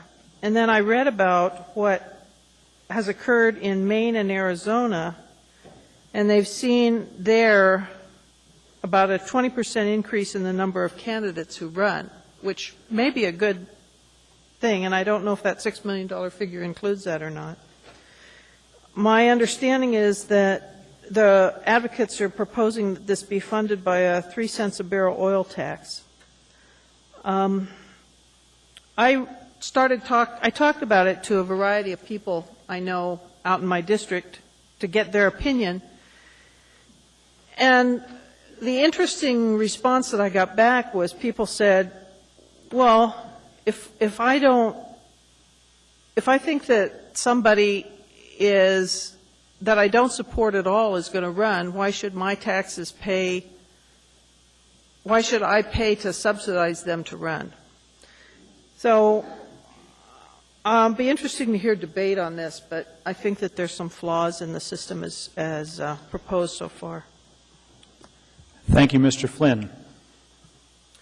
Thank you, Mr. Chairman. I'm inclined to vote for this, but I have to tell you, I generally dislike this type of legislation. I think it makes no sense for this body to weigh in on an affair of the state of Alaska. We wouldn't ask them to tell us what to do. This is before the voters of Alaska in the general or the primary election this fall, and it's not our role to tell voters how they should be voting on this initiative. Thank you. So are you urging a no vote on the resolution, although you may support the concept of the ballot box? I haven't decided how to vote yet, but generally I don't like this type of legislation. All right. Mr. Birch. Yeah, I will not be supporting this either. I think the issue here is do we want publicly funded elections or do we want to continue the current process of people being supported by those constituents and people that are aligned with them philosophically. I think we're witnessing actually at a national level some discussion about whether the presidential candidates are going to pursue the publicly funded elections, even though that's been set up for a number of years. And I would agree with Assemblymember Flynn. I think that this is a state issue, and I'm generally opposed to having a publicly funded election process. I think this is not a good idea. Thank you. Mr. Coffey. Thank you, Mr. Chairman. I've seen a lot of initiatives in the course of my life here in Alaska, and what big problem that I generally have with them is that they're not vetted in a body like this or the legislative body, and you get a lot of unintended consequences when that sort of thing happens. I mean, I've seen it across the board, and frankly, you can see it in our own charter with the tax cap, which is based on the previous year's budget rather than the previous year's cap, which leads us always to go to the cap because of fear that we can't change it. So that's a flaw in that initiative. You can go on and on with some of these initiatives. So that's the first thing that concerns me. Secondly, I agree with Mr. Flynn that it is on the ballot and it is there to be voted on, yes or no, and we all have our private opinions on that. And then the third thing is I take a little bit of umbrage at the idea that this is the clean elections and the implication is that everybody else is in a dirty election if they don't go along with this. And I understand the appearance of impropriety that comes from the fact that people raise money for campaigns, but I side with Mr. Birch that the people who support us generally are on all sides of the issues are generally people who share common beliefs. And that's the reason they're there funding us when we run for office. So I'm not going to support this resolution, and I would urge a no vote. Thank you, Mr. Chairman. Dr. Selcraig. I am going to support this resolution. I am appreciative of the fact that it's new, and I'm appreciative of the fact that it's not vetted, and I'm appreciative of the fact that it's a state issue. But I also know that the public and the country is exhausted with the enormous amount of money it takes to run for office, and I personally am exhausted. The fact is that it takes so much. A good person, an everyday good person, that is not a rich person, spends most of their time campaigning to raise money. And the fact is that we've demonstrated at a national level, if you have a lot of money, you can have pretty much what you want in many ways in terms of outcome, in terms of legislation. I think the country is very concerned about special interest legislation that's come out of at a national level. And we certainly saw in Juneau and the impact of VECO what it meant to have money and use money in campaigns. We simply have to, as public officials, work together to figure out a way to clean things up. And I don't mean, Mr. Coffey, that it's a personal attack on anybody, but the fact is that money has had an opportunity in this country to sway interests that really don't represent the public interest. They've swayed policy in a way that they basically people have been able to buy legislators. They've been able to lobby. I think we would be. My father said, you know, it should be against the law to give a public official, person running, a penny. Now, I'm sure we'll never get there. But the fact is that we would probably have better government if you had people who did not have to raise money and have those relationships that it takes to raise money. So I'm very happy to see this. I'm a little nervous because it's new. I'm willing to give it a chance, and I'm glad and proud to speak to it tonight. Thank you. Mr. Gutierrez. Thank you, Mr. Chairman. I'd like to respond to a couple of things that have been noted. With the idea of this body shouldn't weigh in on state issues. This body constantly weighs in on state issues. That's nothing new. That's something that has happened ever since I've paid attention to the Assembly, and we're always weighing in. I think we have a responsibility to weigh in to the degree that those issues are going to impact our city. The idea that there is some flaw in an initiative because it is not vetted by this august body, I think is something that I have a hard time accepting intellectually, that nothing against any of us up here, but we're no smarter than anybody else, either sitting in this audience or out in the city not paying attention tonight. So the fact that we didn't get to vet it here at this level means virtually nothing to me. And at the notion that there is an appearance of impropriety, there's not an appearance of impropriety. We have lawmakers sitting in jail tonight. There is real, solid impropriety. There has been corruption, not an appearance of corruption. Juries of their peers have found lawmakers guilty, and they're sitting incarcerated tonight. So we have to do something, and I think the public is sick and tired of government that they can't trust. And yes, this initiative only impacts elections at the state level, but maybe that's a good place to start. And seeing no one else in the queue, I will take a moment to speak briefly on this. I'm reminded this is tax day, and on our tax returns we get to check whether to participate in the Presidential Election Fund, which is a form of public financing of elections. And what we have seen on a national level is the major candidates in both parties have far outstripped the ability of the federal public finance elections to keep up. And so now the major candidates in both parties are passing on the option to have public financing of their elections. And this proposal as well, I would predict there will be many candidates that will pass on it because the ability to raise more money than comes from the public financing is present. Having said all that, this is something that I think will have a divided vote on this body. I have contributed to this campaign in the past. I intend to vote in support of this, although I think there are real questions, and I have great questions about whether it will pass muster with the voters. So with that, I know this is not going to get unanimous, so I would ask the clerk to call roll. And as I call your name, if you could check the box, it would make it a whole lot easier. Mr. Flynn?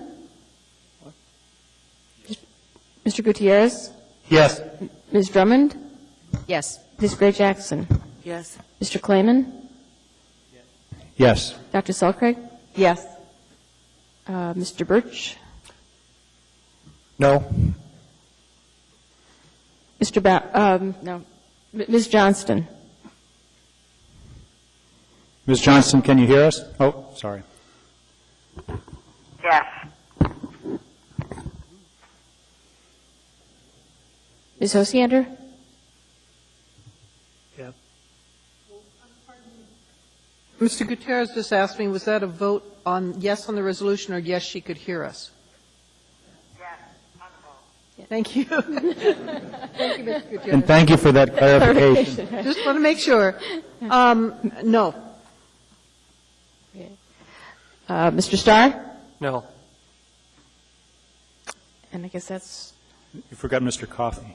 I apologize. Boy, you no longer chair. You can't vote either. Okay, that's it for you. You voted early. You may be sitting at the end, but I'm not no. going to forget you. The answer is no. Vote is no. Thank you. The vote is 7 yes and, oops, I need to record that. 4 no. All right. Okay. The vote is 7 yes and 4 no. So that passes. Then we now move to item 14A, the resolution of the Anchorage Assembly appropriating $75 million from proceeds of the sale of subordinate lien port revenue notes, commercial paper, to Port of Anchorage Capital Improvement Program and revising the approved 2008 Port of Anchorage Capital Improvement Budget for expenditure of local matching funds for the port intermodal expansion process. The public hearing on this matter is now open. Anyone wishing to testify, please come down. Do I have a gavel? Good evening. Thank you, Chairman Clement and members of the Assembly. for allowing me to speak before you tonight. My name is Julie Jessel, and I'm a resident of Government Hill, and I'm also the Community Council President for the neighborhood. Tonight I'm here to speak with you pardon me, about my concerns that I have regarding the Port of Anchorage Port Expansion Project in general, and specifically I wanted to talk to the Assembly resolution before you. My concern lies not with the expansion of the port per se, but rather with the size, the design, the environmental impacts, and the cost of this expansion. Traditionally, ports increase their size relative to the actual purpose and need.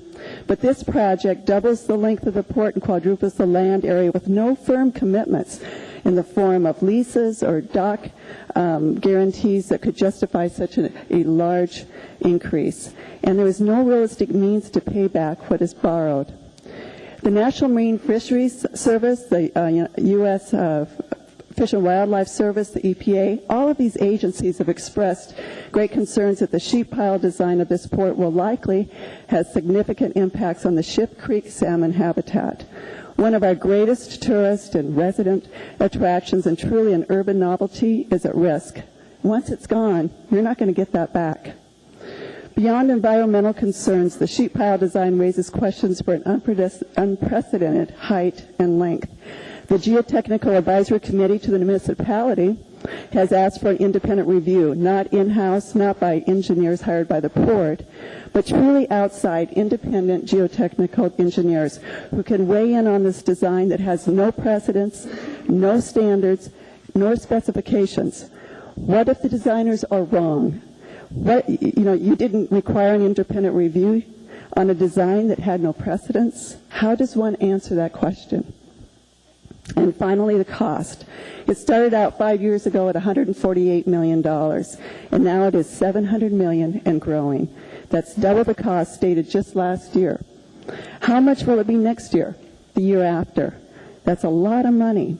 Governor Sheffield stated in the Anchorage Daily News article that Alaskans love big projects. We've had some big projects, but not all have been successful. If you look at the Delta Barley Project, the Susitna Hydro Project, the Healy Clean Coal Plant, and the Alaska Seafood International Plant, what strikes me is the similarities the port project holds with some of these failed ventures. Before voting to pass on this resolution before you, please slow down and carefully review the environmental impact information, the questions around the geotechnical design, and thoroughly review the feasibility of this enormously expensive project. Thank you for your time and your attention. Before you leave, just so the new members know, when you punch in to request to speak when there's a speaker, it means you've got a question for the speaker as opposed to wanting to speak later. So, Mr. Flynn, you have a question for the speaker. I don't have a question for Julie. She and I have talked about it. I'm sorry. I meant to cut in before she started because I need to declare a conflict. Okay. Any questions for the speaker? Okay. We're going to take a brief pause in the public hearing so Mr. Flynn can declare a potential conflict. Thank you. Thank you very much for coming down and speaking with me. Thank you. I know there's somebody else in line, but if you can wait for Mr. Flynn to declare his potential conflict. Go ahead, Mr. Thank you for coming down, Julie. My conflict, Mr. Chairman, this money would be made available for the project work that's supposed to take place this summer and next. The company that was awarded the bid is Quality Asphalt and Paving. They are a major customer of mine at the Alaska Railroad, and I have been involved in discussions on assisting them in moving material to the port for this project. And therefore, I think it appropriate that I not participate in the debate over this particular topic. Thank you. Is it your view that you need to ask the question? I understand. Is it your view that you have a personal financial interest? My compensation is not tied to whether we do the work for Quality Asphalt and Paving or not, but it is tied to the overall health of the company. All right.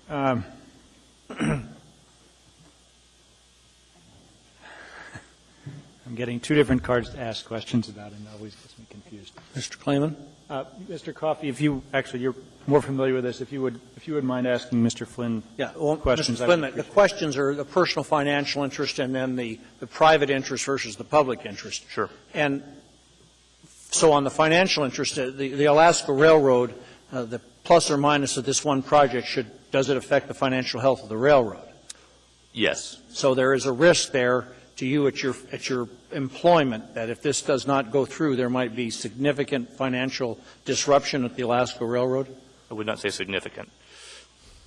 It would be an effect. Okay, so what's the risk to you then from this on a financial basis? Again, I'm not sure there's a personal risk for me. Okay. I wanted to make it clear on the record that I did have connections to this. If, for example, the Alaska Railroad had a particularly poor financial year, any potential increase in salary even would be at risk for me. Okay. I have to explore both questions. The other side is the personal interest, and if you work with people on a regular basis, then the question becomes, are those personal interests and those business relationships of such a nature that you cannot vote in the public interest and put aside the personal interest and the personal relationships? And that question can only be answered by you. Yeah. And the answer to that is no. No what? No, you cannot? Yes, I can put those personal interests aside. My relationship is not so close that I cannot act in the public interest. Mr. Chairman, the question on the financial interest is a significant financial interest, one that is not speculative or remote in likelihood. My view and my opinion from what Mr. Flynn said is that it is of that nature. This is speculative and far removed. It's unlikely to occur, and he's indicated that on a personal level he can set aside with the personal relationships and vote the public interest. So, and I agree with Mr. Koff. I appreciate your assistance in my new life as chair in asking those questions, and I find that, Mr. Flynn, you do not have a conflict of interest that prevents your participation. I would ask if anyone on the body objects to my finding. I see no objection to my finding, so Mr. Flynn, you're still with us. You don't get to go to the bathroom. I appreciate your indulgence, Mr. Chairman, and I apologize for not stepping in earlier. Thank you. No, I apologize for not seeing it earlier. Mr. Flynn and Mr. Coffey, I'm assuming that's about this issue, and I'm going to clock you both out. Sir. Thank you, Mr. Chair, members of the Assembly, Mr. Mayor, Madam Clerk. My name is Bob Shavelson. I'm the Executive Director of Cook and Lake Keeper. We're a nonprofit organization that was formed in 1995 to protect water quality and salmon habitat. We have over 800 members, the majority of which reside in Anchorage. Before you tonight, you have an important and complex vote, and I urge the Assembly, especially the new members, to take a hard look at this and come up to speed before signing off on a project that has jumped, as you heard before, from roughly $146 million to over $700 million, and it's very likely that this would be a $1 billion project when it's finished. We support responsible port expansion, but for the following reasons, we believe that there hasn't been enough scrutiny to this project. First is the basis of need. Whenever you pursue a project to this side, you'd like to know that there's a need for it. We've looked at hundreds of pages of documents. We found no lease agreements, no dock usage agreements, nothing that shows that there's a demonstrated need for this. When you look at any other port in the nation that's looking to expand the size, you see that demonstrated need laid out there. Contrary to the master plan, which predicted substantial growth at the port, we're seeing from the port's own data that from 2005, the tonnage crossing the dock is going down. So we question the need for the project as it's been proposed. On port revenues, the city has said that based on the revenues that you have, you can only indebt $75 million before the port starts to go into the red. In fact, if you pass this tonight, the port will immediately start to go into the red, and they show upwards of $10 million in debt over the next 5 years.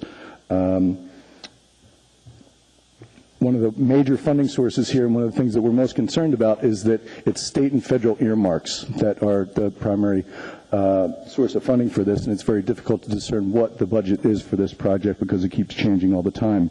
Another issue that we're concerned about is inadequate review. I've never seen a project in all my time looking at these things that's so large, so costly, and has moved through so quickly with so little scrutiny. As was mentioned previously, all the major federal agencies that looked at this opposed this design. They wanted to support a more rigorous scrutiny of this through an environmental impact statement, and that was plowed through and ignored. We've developed a 45-page list of concerns that lay out point by point what we feel is faulty data that was used as a rationale to support this expansion.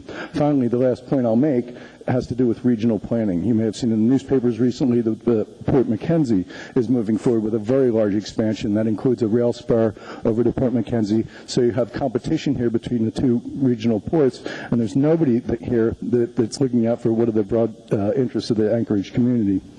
So I would submit that we need to slow down on this. I would really encourage you to have a work session, especially the new members come up to speed. This is a massive project, possibly the largest in Anchorage's history, so it's very important to look at, and we'd love to supply some more information and some questions that could be asked at a work session. Thank you very much. Thank you. Any questions for this speaker? Seeing none, thank you very much. Thank you. Good evening. My name is Robert Atkinson. I live at 900 Brown Street. Thanks for the opportunity to visit with you here tonight. I've lived in Alaska since 1976. When I was much younger, I worked in the Cook Inlet oil rigs for 15 years with Schlumberger Well Services. I've commercially fished for 25 years and have been paying property taxes in Anchorage for 16 years. I like most of what you've done in our town with my tax dollars, but throwing $75 million at a mega project of this magnitude without an established need and a guaranteed way to pay for it is not one of your better ideas. I'd add that it also doesn't sound like good science, which is the main reason I'm here. I'm a child of the 60s and the Environmental Protection Agency, note the middle word, protection, National Marine Fisheries Service, note Marine, and U.S. Fish and Wildlife Service, you get my point. They've always been viewed by me and hopefully by yourselves as organizations that are here to provide unbiased scientific oversight and insight on our public and private projects or policies so that we're not blindsided by unchecked development.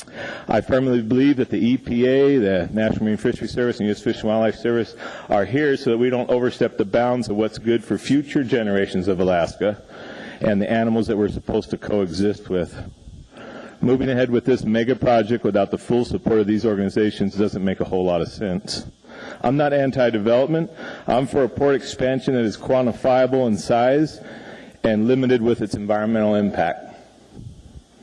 I'd like to close with a quote from H.L. Mencken. I don't know if any of you know him. He once said that nobody ever went broke underestimating the intelligence of the American public. I'd like to prove him wrong and have you intelligent folks hold off on the $75 million resolution for what I call the Portly Port Plan until somebody comes in with a strategy that is matched to our long-term economic needs and our desires to be good shepherds of the land and sea. Any questions? I see no questions. Thank you very much. Thank you. Anyone else? Good evening. Thank you, and congratulations to the new chair, vice chair, and the new and re-elected assembly members. My name is Lois Epstein, and I am a licensed engineer and director of the Alaska Transportation Priorities Project. That organization is a coalition of conservation groups, businesses, and individuals who are striving to promote sensible transportation systems and policies in Alaska.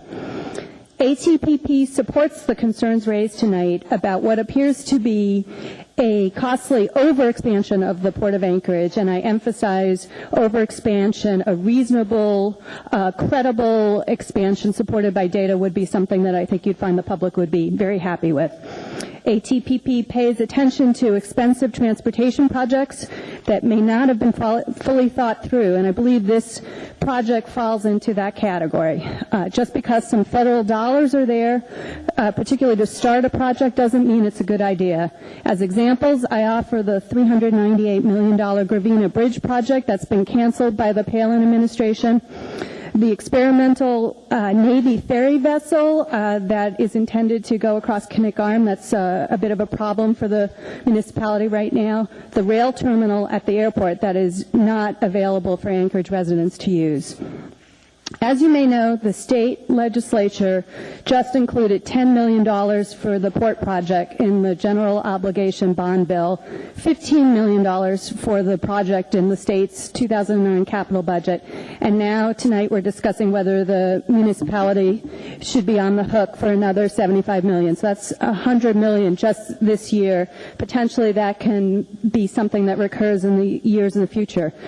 I want to say that, we're raising this now, and it may have been better to raise some of our concerns a bit earlier about the Port of Anchorage, but it's not too late now for the Assembly and the City to reevaluate the project, ask the hard questions before large new expenditures are made. My organization urges the Assembly, especially with a new chair and new members, to look carefully at the port expansion plans to ensure that the need is there, because the Alaska Transportation Priorities Project does not believe that's the case, and to go forward with the proposed design only after you've become fully convinced that the proposed expansion is of the correct scale, design, and cost. Thank you very much for your attention to this important issue. I'd be happy to share my experiences in speaking with the port and the data that we have with any of you, either tonight or at some other point. I see no questions. Thank you very much.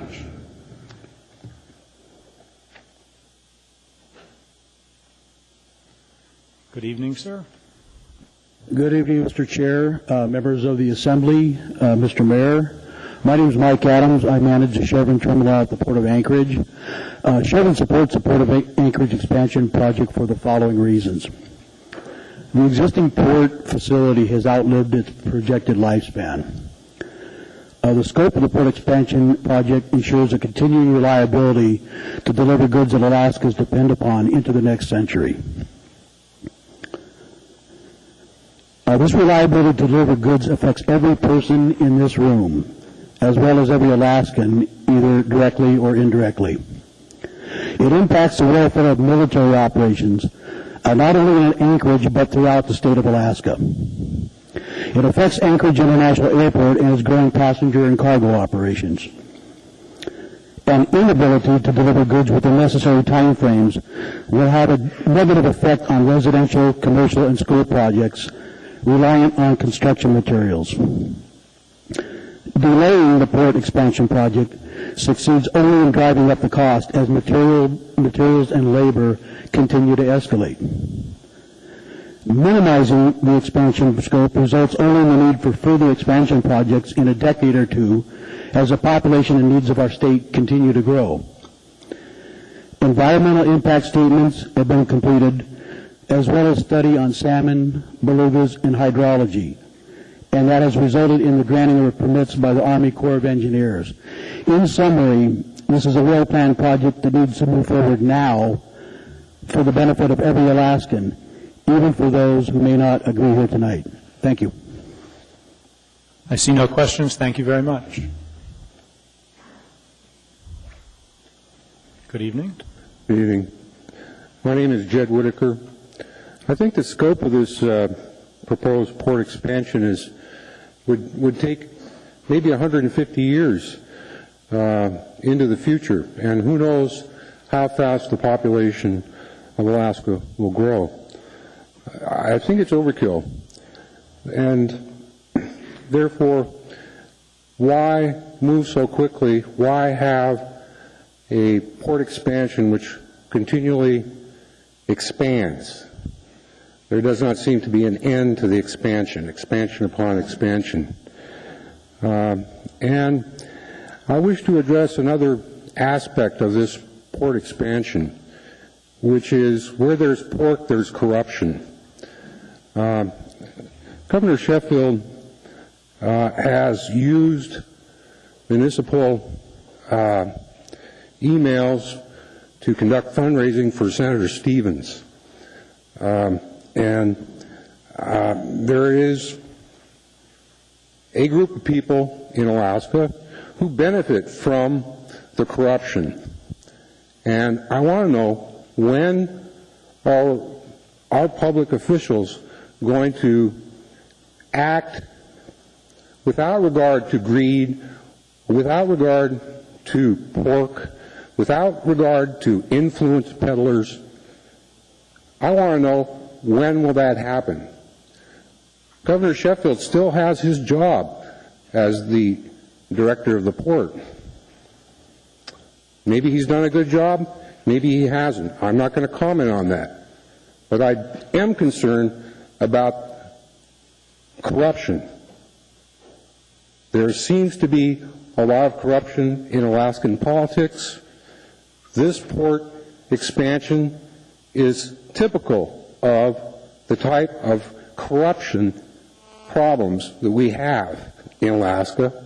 So I would urge you to not be in a hurry to move this port expansion forward without looking at the ramifications and the issue of corruption. Thank you. I see no questions. Thank you very much. Anyone else wishing to testify? Anyone at all? Seeing no one, the public hearing is now closed. What is the wish of the body? Move to approve.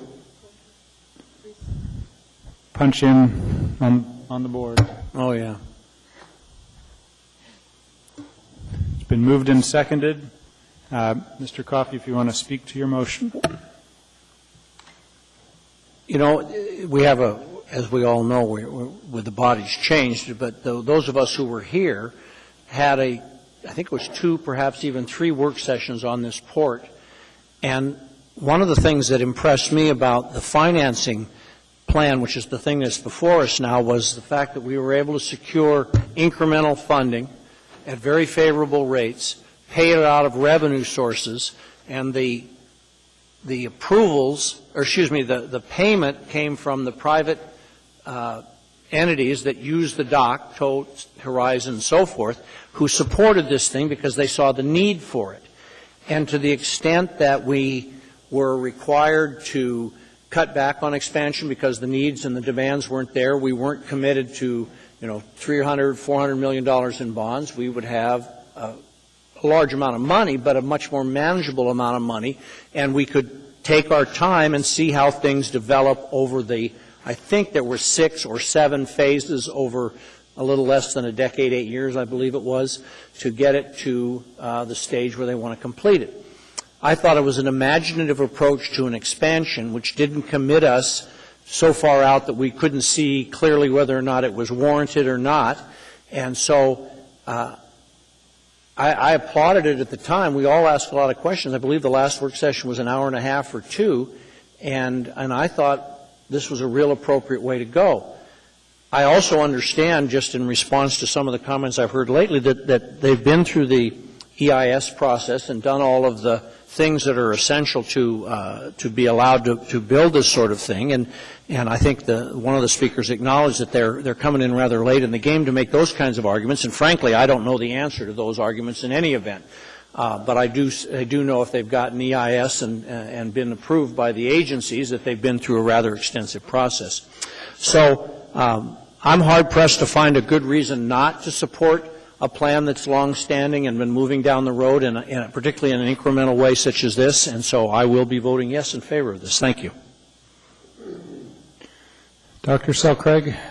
I had the pleasure of attending those work sessions, and I can say kind of right off, I actually recognize the importance of the port as an economic engine for our community, and I also am committed to the long-term viability of the port.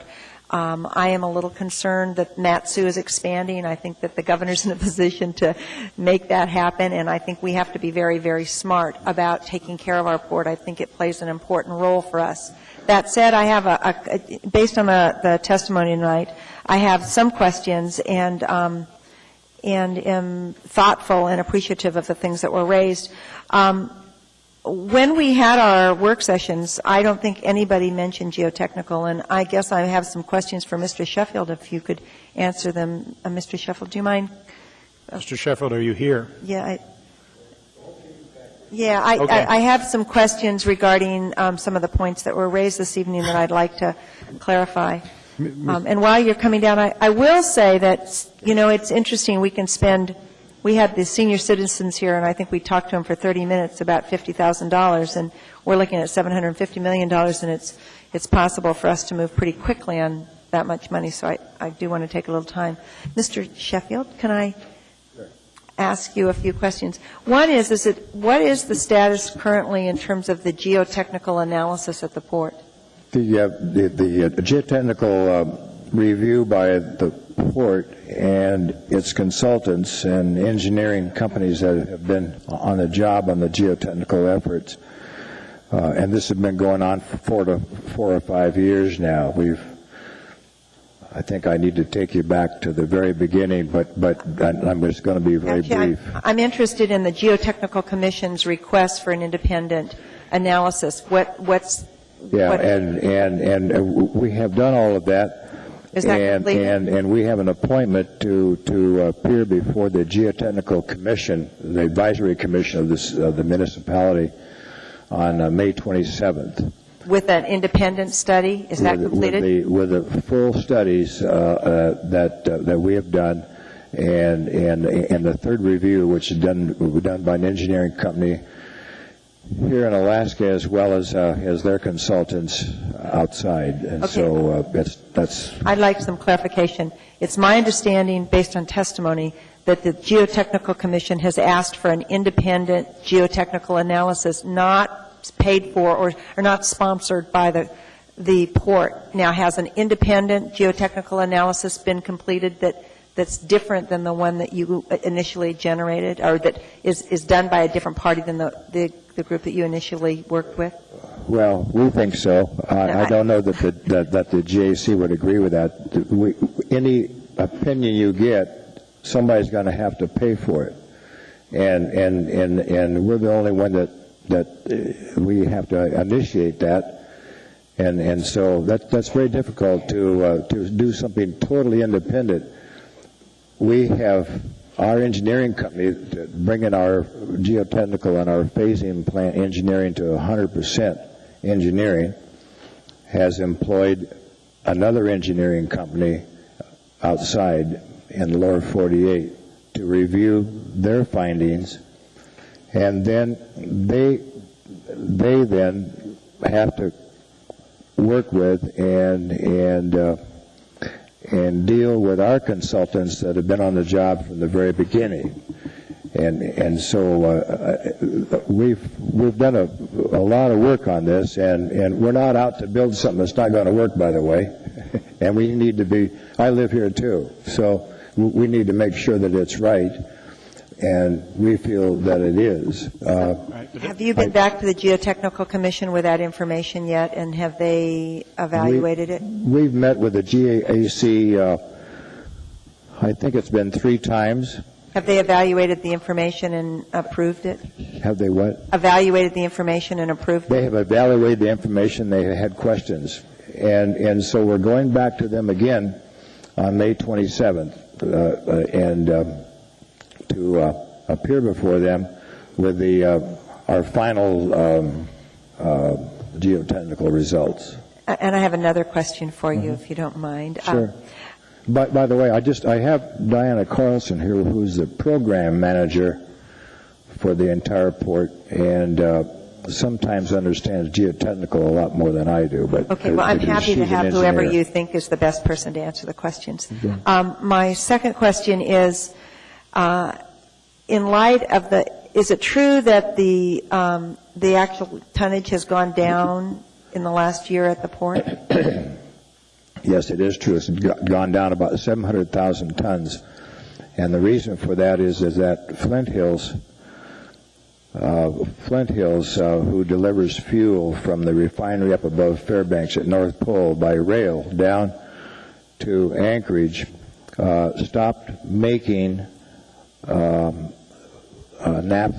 Naphtha, that's a form of a petroleum product, and so they had a ship come in every month, a tanker come in every month to take 386,000 barrels of naphtha to Asia or to South America, wherever it was going at the time. And they stopped making naphtha 2 years ago. And so our tonnage went down last year, and it's down this year the same amount, except that now they say they're going to rearrange their storage, and the market's right, so they're going to start their making naphtha again, and they expect to do it in September or October of this year. So probably we'll be back up to snuff on our tonnage. One who really loses in all of this is the railroad, because they're the one that haul it down. So anyway, that tonnage figure will go up. What I want to say is that while we don't have that tonnage figure to list there, we don't lose that much revenue because it just goes to the valve yard. I have two more questions, actually three more questions, so I'll try to be as quick as I can, but I think this is an important project. My third question is, in light of the fact that we're actually building a very large port, which you heard me say I'm committed to the port, I understand its importance to our future, and when you briefed us, we recognized that at this time we didn't have the traffic that would support that port, but the way you explained it is that there's a global economy emerging, and we were positioning ourselves for the global economy. So the port is, the way we were briefed, is it's being built in sections, and we're going to expand over, as Mr. Coffey pointed out, 8 years. Is it possible? Are those sections functional by themselves? I mean, when we build, as soon as we start to build, are we in fact committed to the whole project? Or if in fact it turns out that we don't have the kind of use at the port that we anticipated, can we actually function on the first third of the project, or how does the phasing work? Sure. Well, you ask you make a very good point. All the phases are standalone phases. So if we build a phase, we don't lose the value of that phase. And so there are 7 phases to the project, and what we're doing is doing the north end first, and completing that at the same time we're doing some of the south end. So in the next 3 years, we'll have the north extension finished, so we can move our container ships. We have ships every day come into the port, and tanker barges and tankers. And so this part of the dock, the part we're using is old, and it's in bad shape, and it needs to be condemned. So we go out to the right. Right. I've actually seen it. My real question is that based on the $75 million, if we build that piece, does it have integrity as its own piece, or does it have to have additional construction in order to make it a viable piece? No, it has integrity of its own piece. Okay, thank you. All right, thank you. Thank you very much, Mr. Sheffield. I have one more question. Sorry, but these were all raised by public testimony, and I think they're important. And I can say that in all of our briefings, I never heard anything about geotechnical issues, nor did I hear anything about issues from EPA, nor did I hear anything about issues from Fish and Wildlife, nor did I didn't hear those issues. And so, and I understand we've done an environmental impact assessment, or impact that was completed. But where do you stand with these federal agencies? Are they actually at odds with this development? Well, they all signed off. We have a permit, and we got the permit last August. Thank you. Okay. Thank you very much. Mr. Flynn is next in the queue. Thank you, Mr. Chairman. I intend to vote for this proposal tonight, and the reason I'm supporting it is because we're simply talking about a financing mechanism, and it's an effective one. It allows the work to proceed on the north end of the port primarily, and the reason that's important is once that is complete, then it gives the port the flexibility to migrate its operations, its current operations, so that other phases may proceed.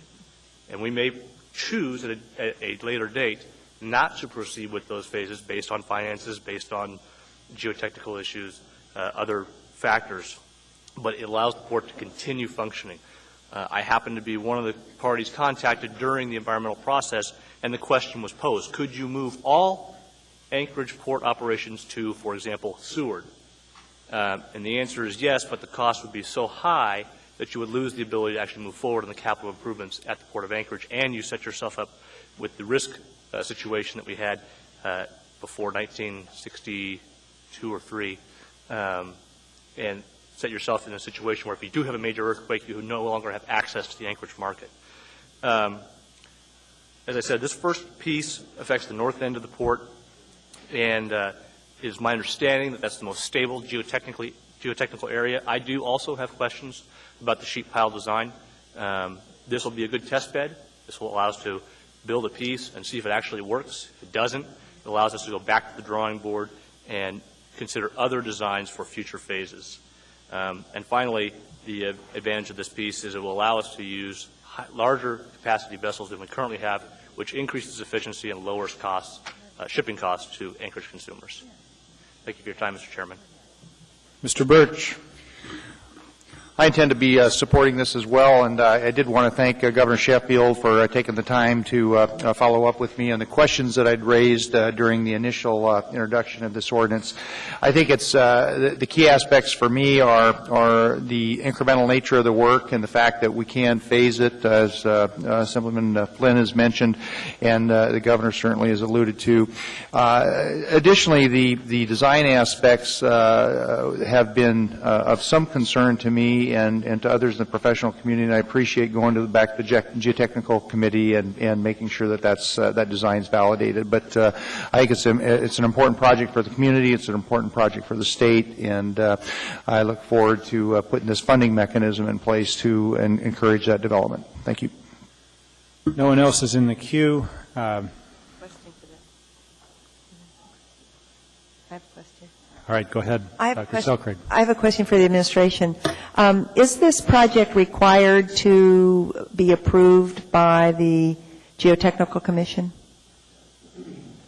What's the protocol there? Let me actually ask the project managers. I forget if it's required to be approved or reviewed. And please remind us of your name before you answer. Yes, Chairman. I'm Diana Carlson. I'm project manager for the Port of Anchorage, Port of Anchorage Expansion Project. We've done a lot of research in that area, and we've come to the conclusion that as a municipal body to provide guidance to the administration and the Assembly, yes, they have an advisory role to the Port of Anchorage as another municipal entity, but as far as municipal code or any other jurisdiction over bridges and docks, they do not. So does that mean that if for some reason the Port of Anchorage wanted to ignore the recommendations of the Geotechnical Commission, it could? I'm not going to venture going there. Well, I'm just wondering it's not clear to me what the status is based on Governor Sheffield's comments. I mean, it sounds like you're trying to meet their expectations, but you haven't? We have gone above and beyond their expectations, and we're going to be showing that. And they've stated that on May 27th. Have they indicated that you've gone above and beyond their expectations? No, ma'am. They've introduced questions to us and asked us to review additional areas, and we have gone there, reviewed those areas, and we're prepared now to bring them the results of our studies, our 5-year study. At the next meeting, Ms. Selkirk, that's when the presentation would be done, and then in response to the questions that were laid out. Okay, thank you. Okay, I see no one else in the queue, so we'll go ahead. Well, first I'll ask if there is any opposition to this resolution. I see no one expressing opposition, so I'll ask for unanimous consent as to this resolution, which is 14A.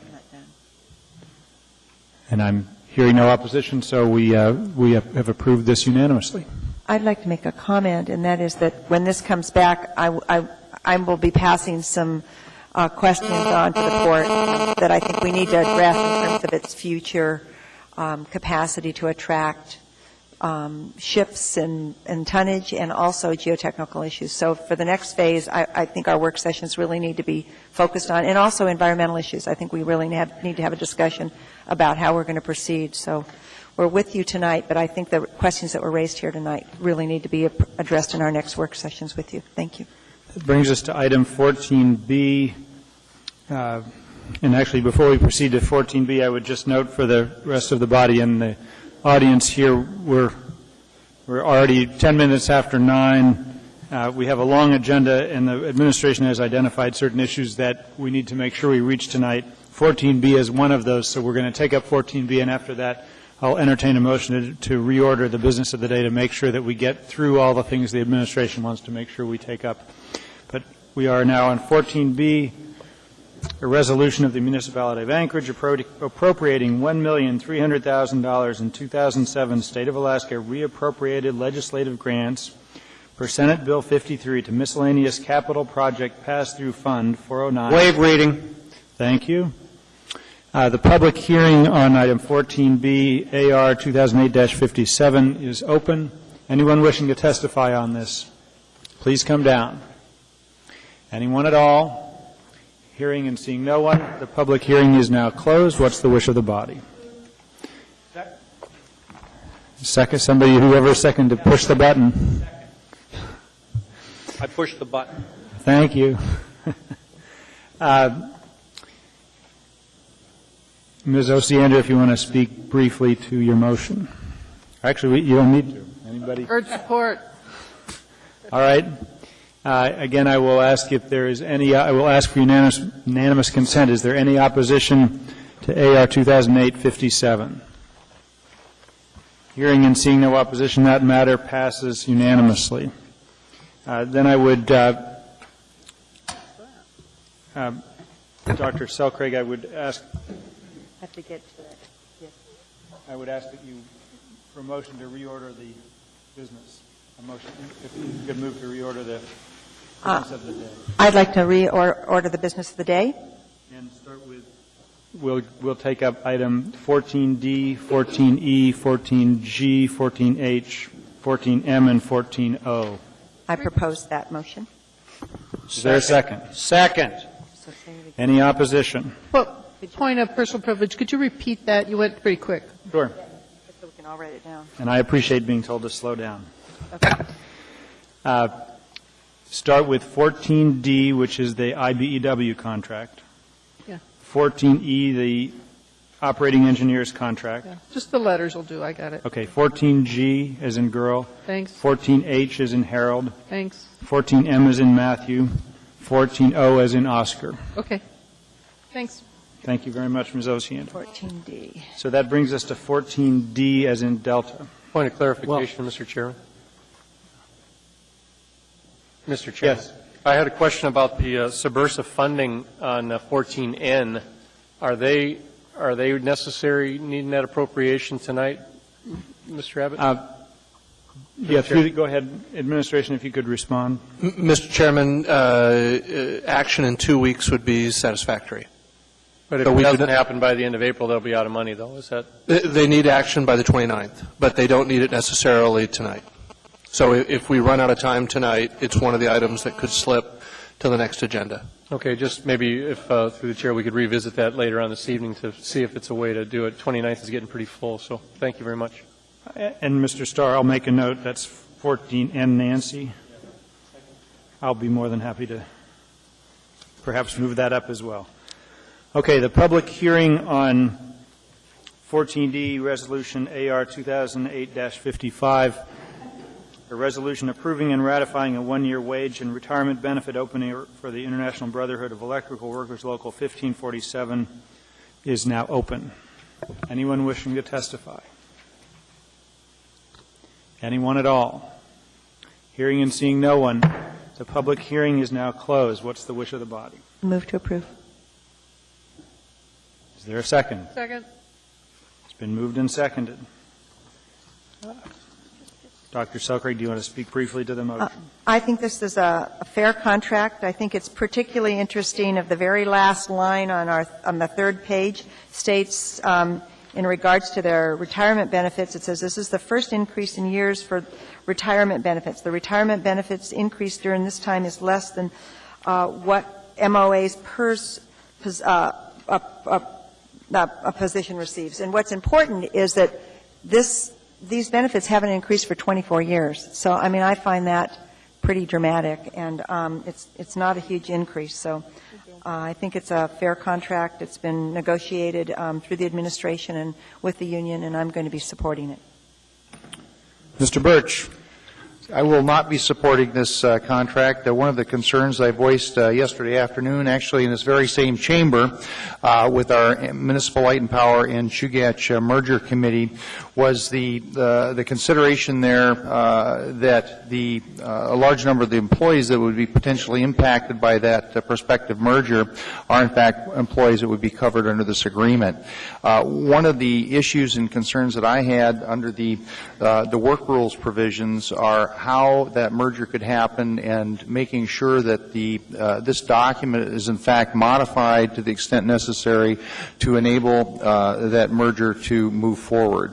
And I think that we need to take a broader look at this agreement and make sure that it conforms to standards that we have in the community benchmarking, if you will. And for that reason, I will not be supporting it.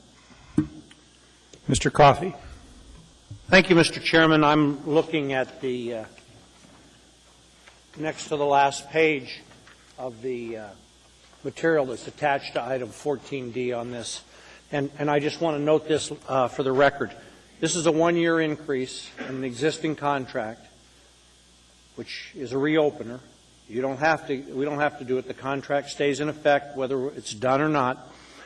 The total increase is $1.719 million, which is 7.64% increase in wages. And the questions that I've asked, and I understand reopeners, and I don't have any particular problem with them, but generally I would believe that if you're going to give another $1,719,110.16, you might want to get a little something in return for that.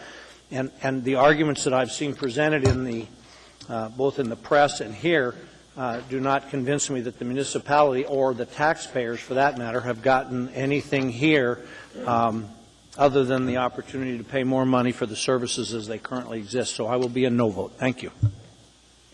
Ms. Osiander. Request for information. The comment on the C, or the summary of economic effects on page 1 and 2, talks about a 2.7 wage increase, which is in line with the other contracts we approved.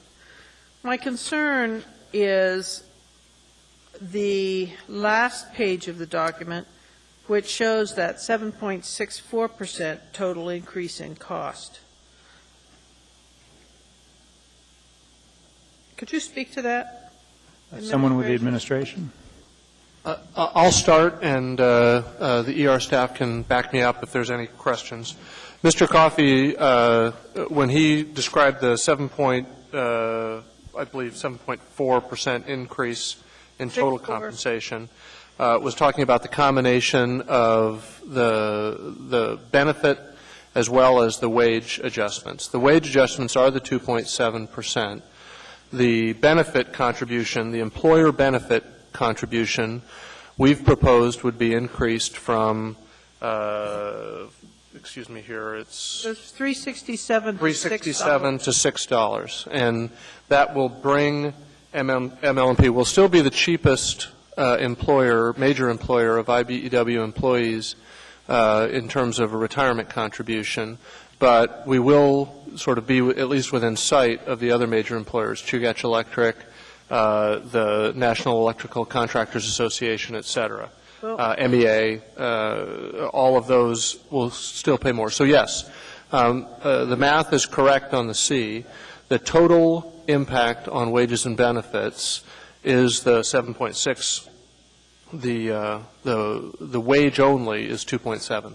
Well, my concern or my request would be rather that you compare this contract with the other contracts that we've agreed on and signed off on in the past year, rather than other electrical utility companies.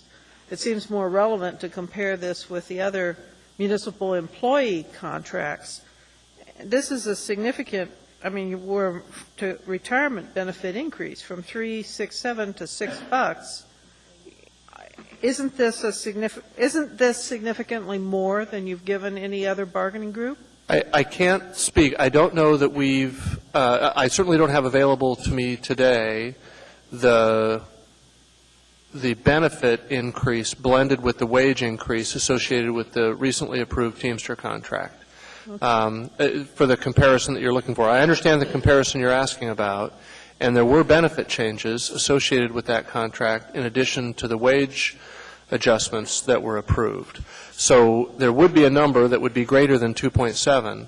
I don't know whether it would be higher or lower than what we're talking about here tonight. And I don't have that either, so I couldn't remember. But generally, we had these guidelines that we asked that the administration follow when negotiating these, and so far the contracts have fallen generally in line. Mm-hmm. I don't know if this does, and I don't see Mr. Raskins here to ask him. 7.64 seems more than the other. And I honestly can't comment on that, Ms. Osiander. I don't have that document in front of me. The Assembly resolution talked about wage increases commensurate with a 5-year, I think, rolling average of inflation rates. That generally represents the 2.7% number that was in the Teamster deal, and we're bringing before you today in 2 separate actions for 2 groups that have wage reopeners for 2008. That resolution also spoke to health benefit contributions, ratios of health benefit contributions. I don't believe it addressed pension benefit contributions. Yeah, well, I'm very interested in talking more about health benefits. This, however, doesn't, as I understand it, it's retirement and wage. Correct. And not health. Correct. Because that's another whole thing is health. I mean, I just look at the operating engineers, and there we're going from 50 cents an hour more up to $4. And here for this retirement, we're going up to what is it? The whole thing, $2.33. Yes. Instead of 50 cents more, we're giving them $2.33 more. Why the difference? That's correct. The primary difference why the administration recommends the adjustment in the benefit, the employer contribution to the IBEW pension benefit, is competitiveness. As the lowest paying major employer of IBEW folks. Well, I know you said with other utilities, but with our own labor. That's our competition for these folks. We have dozens of vacancies in both technical and non-technical positions at ML&P, directly attributable to the loss of employees they're all staying here in Alaska. They're not leaving town. They're just leaving ML&P for NECA contractors and then also for other institutional hires, the Chugach, MEA, et cetera. So we don't have the vacancies for the Teamsters or the operating engineers. We No, just have the not to that vacancy extent. for the IBEW folks.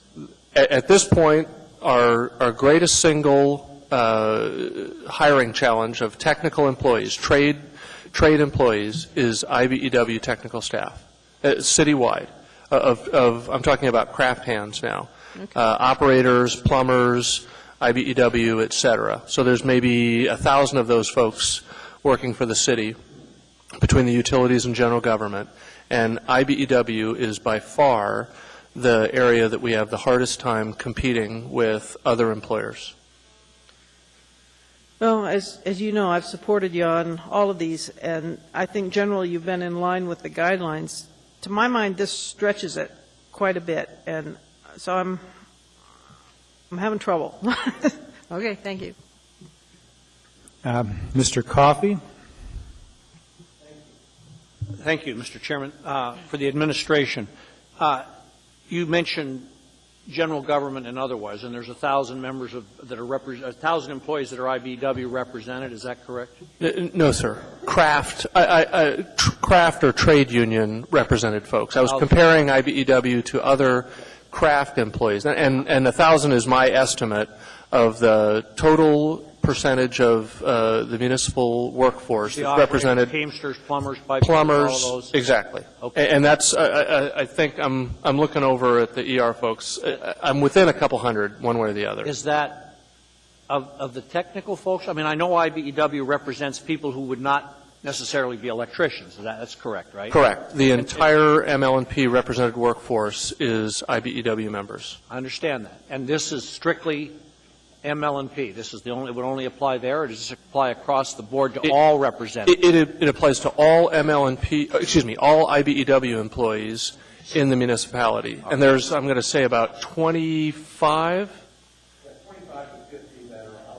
that are non-ML&P. Okay. The majority of the workforce is ML&P. There's some electricians. I understand that. But of that number, you talked as if you had difficulty filling positions. But of that number, I know, for example, that the janitors at ML&P are represented by IBEW and so on.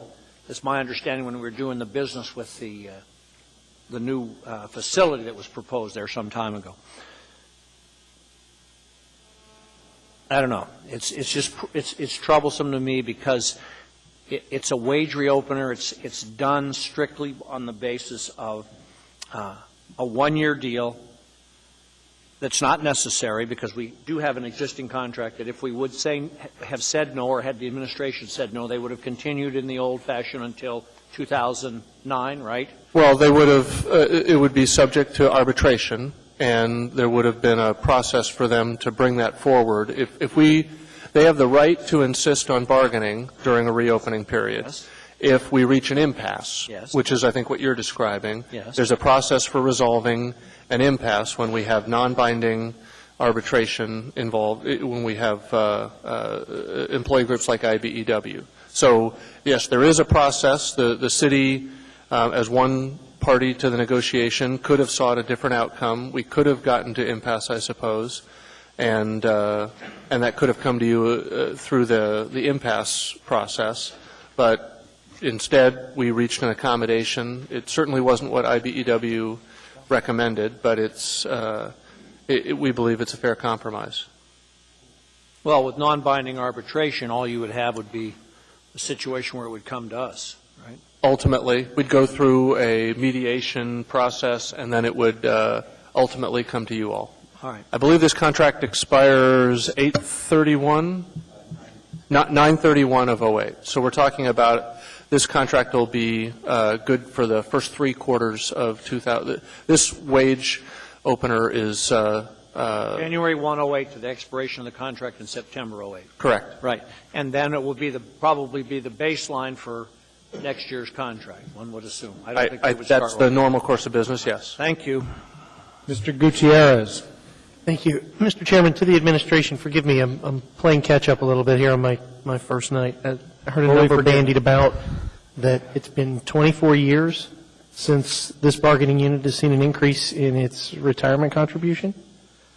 Is that accurate? Correct. On the per-hour basis, that's correct. Is there any other bargaining unit in the municipality that hasn't seen an increase in its retirement contribution since Ronald Reagan's first term as president? I don't think anyone has gone more than about 3 years, any of the other bargaining units. Thank you. For those reasons alone, I'm going to support this measure, Mr. Chairman. I think it's ridiculous that it's been that long since this particular unit has seen an increase in its retirement benefit. Thank you, Mr. Gutierrez. Mr. Birch. You know, we spent a lot of time earlier this evening talking about clean elections and special interests, and I guess I would ask for a ruling from the chair regarding disclosure to the extent that we're reviewing an IBEW contract. I would ask for a ruling from the chair regarding members of this body that have received contributions from this very same organization.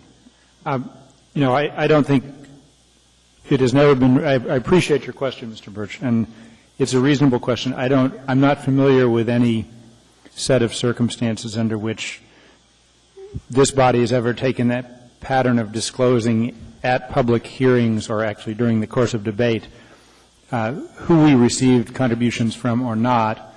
And certainly the APOC requires that it all be disclosed. So those that have received those contributions, that's public record. And if for no other reason to move the agenda along, I'm going to decline the invitation. I don't think that contributions from unions or any other individual has been ever found to be a reason one can't participate. So, Mr. Chairman, appreciate it. Mr. Chairman, a point of personal privilege. Is that Mr. Goody? Yeah. Okay. I feel like the question from my esteemed colleague to my right impugns the character of a great number of people on this body, and I'm happy to disclose that I have received contributions from the IBEW, and those contributions were made because I think they believed in the kind of message that I was putting forward, and I haven't had to promise anything to anyone. And I think it's shameful to sit here and impugn the character of your colleagues. And again, I'm very proud of every single person who's given me a political contribution, and I hope that you can say the same. But again, I'm happy to disclose that I have received contributions from the IBEW and from IBEW members. But I saw the mayor light up, and I'm going to give Mr. Mayor an opportunity to respond briefly. I know he wasn't in order, but I will give the mayor a chance to respond briefly on this topic. Mr. Chairman, Mr. Gutierrez said it best, but that's like if you went back to page 4 of your agenda, item 21, 22, 23. We did agreements with GCI, ACS. Are we now going to put all that on the record? Because they obviously got a vested interest. I mean, I think Mr. Gutierrez said it best. All right. Dr. Selcraig. I have 2 points. This just speaks to the need for clean elections. This is kind of would clear it up if we didn't have kind of the whole issue of who was donating. And secondly, I just wanted to comment on Mr. Birch's comment about positioning ourselves for a merger. I carefully read the analysis of the merger, and it was clearly not in the best interest of ML&P to do it. Now, we do represent everybody in the city in terms of their needs, but I'm certainly not in the position at this point to think that I want to be negotiating contracts on the assumption that we're going to have a merger. There are definite benefits associated with a municipally owned utility in terms of loans and guaranteed resources, and so I mean I'm just a long ways from like positioning our decisions tonight. I appreciate that concern, but I think we have got a lot of review to do before we could make that decision. Ms. Osiander. 2 more questions to the administration. What did we get in negotiations for the city? Since negotiations are give and take, tell us the benefits on this contract, please.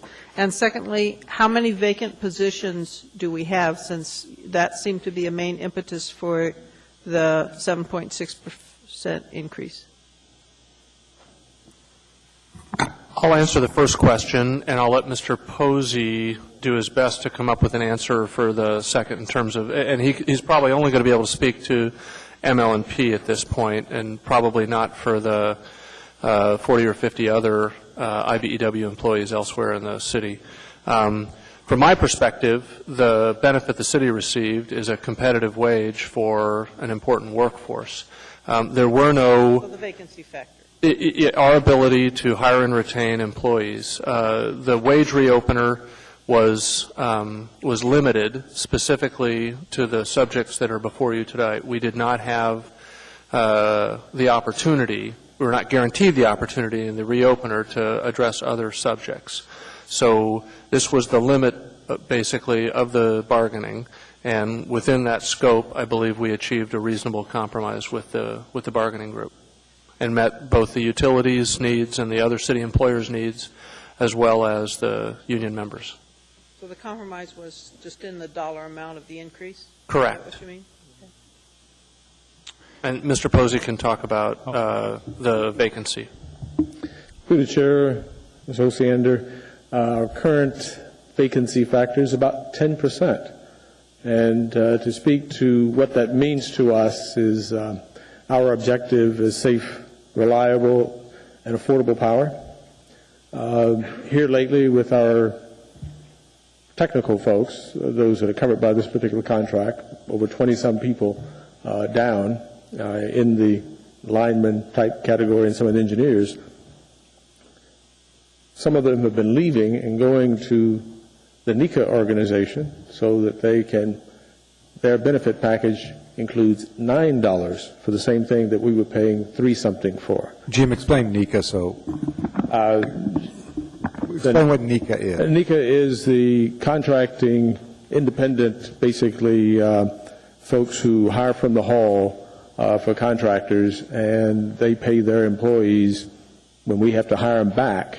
Those same people show up back on my property for summer construction and some others, and I end up paying $40-some to $50-some an hour for them, and because they can leave, go work for them, and have higher retirement packages and actual hourly packages, and so therefore we're at distinct disadvantage to CEA, MEA, and the NECA contractors, even down in Homer. And just to clarify, NECA is National Electrical Contractors Association, right. Basically the largest electrical contractors in town, right, that do work on electrical. And they negotiate their contract on a yearly basis to stay competitive. Okay, and Mr. Roddick, is the 10% significantly higher than other sections of the city? Yeah, this actually 10% is in light of also the highest technical level of workers. And that's where the competition actually fights back in, because they come back at about twice the rate. And nobody else has that kind of scenario. Mr. Otto, if you could come to a microphone, please. I'll paraphrase Mr. Otto's comment. What Mr. Posey was saying was the specific, the 10% is the overall vacancy rate at ML&P.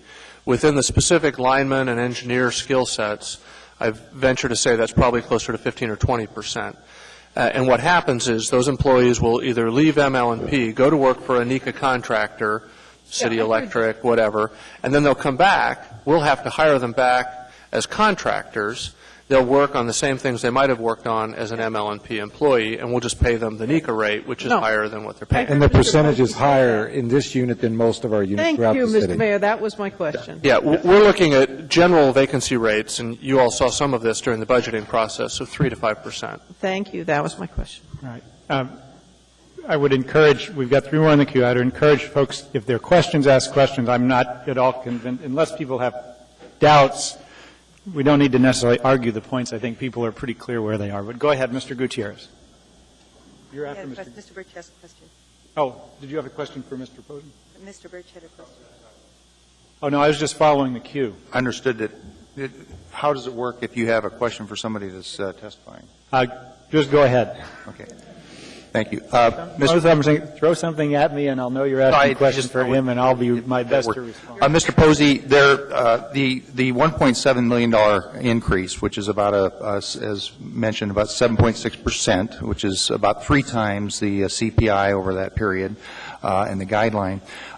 It was reported somewhere along the line that was just simply going to be absorbed by ML&P in your operating budget. Is that correct? Through the chair, Mr. Birch, yes. Well, in fact, doesn't that inflate? I mean, as a regulated utility, are you not entitled to recover those costs? So, I mean, it's not truly absorbed. It's just it just escalates. Next cycle around, you have a $1.7 million increase in your operations. Is that correct? Through the chair, Mr. Birch, basically we expect that our next rate case will be fairly flat, even despite this increase. Our wages for labor are basically only 18 to 20% of our total cost. And our latest calculation is our rate case will go in relatively flat and come out flat. Mm-hmm. Thank you. Any other questions for Mr. Posey? Mr. Coffey, I see you're in the queue. Thank you. Just in response to Mr. Gutierrez's comment, IBEW, I don't think, lacks the ability to bargain, and had the retirement benefits been of such moment, then sometime during the last 24 years they would have done something about it. So the significance of it escapes me. They probably got some other consideration at a different level, because it must not have been that important, is my judgment. What's bothersome to me is the fact that it's such a substantial increase over and above what the others have received. The arguments that have been advanced by the administration are somewhat persuasive, but I would have hoped that it would have been done in the context of a 3 or 4 year contract rather than as a wage reopener on the eve of a contract that goes away in now 6 months, and it's 3 months retroactive. If you spread something like this out over a 3 to 4 year period, the impacts are substantially less, and you might get to the same place you would otherwise. But this is a big jump, and it's just troublesome to me in periods when everything is increasing for people who pay utilities, who pay insurance, who pay taxes on their homes and so forth. Here's another 7.64% bite, and I understand, Mr. Posey, we got cheap gas and we're making good money at ML&P and we can probably carry it. What happens when those things change and we've got a base that's up here and it's just worrisome? You know, it's like there's always a little more. And so it's just very troubling to me, and I leave it at that. Thank you for your patience, Mr. Chairman. Mr. Abbott, I see you've signed in. I just had one point in response to Mr. Coffey's earlier question. I did get some data during this conversation from ER staff regarding the Teamster contract. And although the benefit cost did not increase markedly in the last negotiation because the Teamsters are represented by PERS, the cost of the employer contribution for a Teamster is significantly higher for the employer contribution to the pension benefit for IBEW employees. Of course, that's nothing we have any say-so in. That's correct. It has gone up and down, through a variety of primarily state decisions that have been made. But as a factor of the cost of the employee to the employer on a per-employee basis, Teamsters have a more expensive pension benefit than does IBEW. Thank you. Mr. Flynn. Thank you, Mr. Chairman. I'll be brief. I respect the concerns of those who have indicated their opposition. Mike. Turn your mic on. No, there's a button. There's a button. It's on. I'm just talking too softly, apparently. My wife will be stunned. I respect the opinions of those who are indicating their opposition to this contract approval. What I have heard in the discussion here tonight and the materials that were given to us, this is an opportunity actually to save MLMP some money by allowing them to employ in-house employees rather than contractors. Contractors, in my mind, are kind of like consultants. You hire them to tell you the time, they take your watch, tell you the time, and give you the watch, and keep the watch. So I like the idea of keeping this work in-house and achieving some cost savings in that manner. Thank you for your time. No one else is in the queue. Prior to becoming chair, I had a conversation with Ms. Osiander, and I expressed my view that oftentimes the chair really should say nothing. And she expressed her view that because the chair votes, and this isn't a body where the chair only votes to break a tie, I should periodically speak my mind on these things. And so I'll very briefly note that I thought the most significant question in this contract was what about the large increase in the retirement component? And I found it noteworthy that there had been no increase in that for 24 years. I asked that specific question and got the answer that the last time this went up was in 1984. I also was, one of the frequent questions we have about TERS responsibility is that it can go up in a given year and we have to pay it regardless. And one of the differences with this contract is that these retirement funds go to the IBEW trust and they monitor the retirement program for the workers. And so we're not put in a position of 10 years from now saying, oh, you need to put a bunch more money into their trust because they invest the money, they apportion benefits to the members of that union as they choose, whether that's as a pension type deal or whether it's more of a 401k type arrangement. The union controls that, and for those reasons, I'm going to support this. And now that I started speaking, Ms. Drummond, I see you signed in. Go ahead. Thank you, Mr. Chair. I apologize. I thought I had gotten into the queue to speak, but it was this technology. I'm not used to it yet. Never forget there's the throw something at the chair if I seem to think no one's in the queue. Thank you. I didn't have an empty Coke can, so. I'm at a bit of a disadvantage in being new here, and I'm trying to understand why some folks on this table seem to be arguing with the wage increase, which is apparently in compliance with AR 2007-84, which I believe would have been approved by the previous Assembly, and consistent with the Assembly-approved IBEW Local 1547 wage increase, also Assembly approved. That was on wage rates, and it says that retirement increase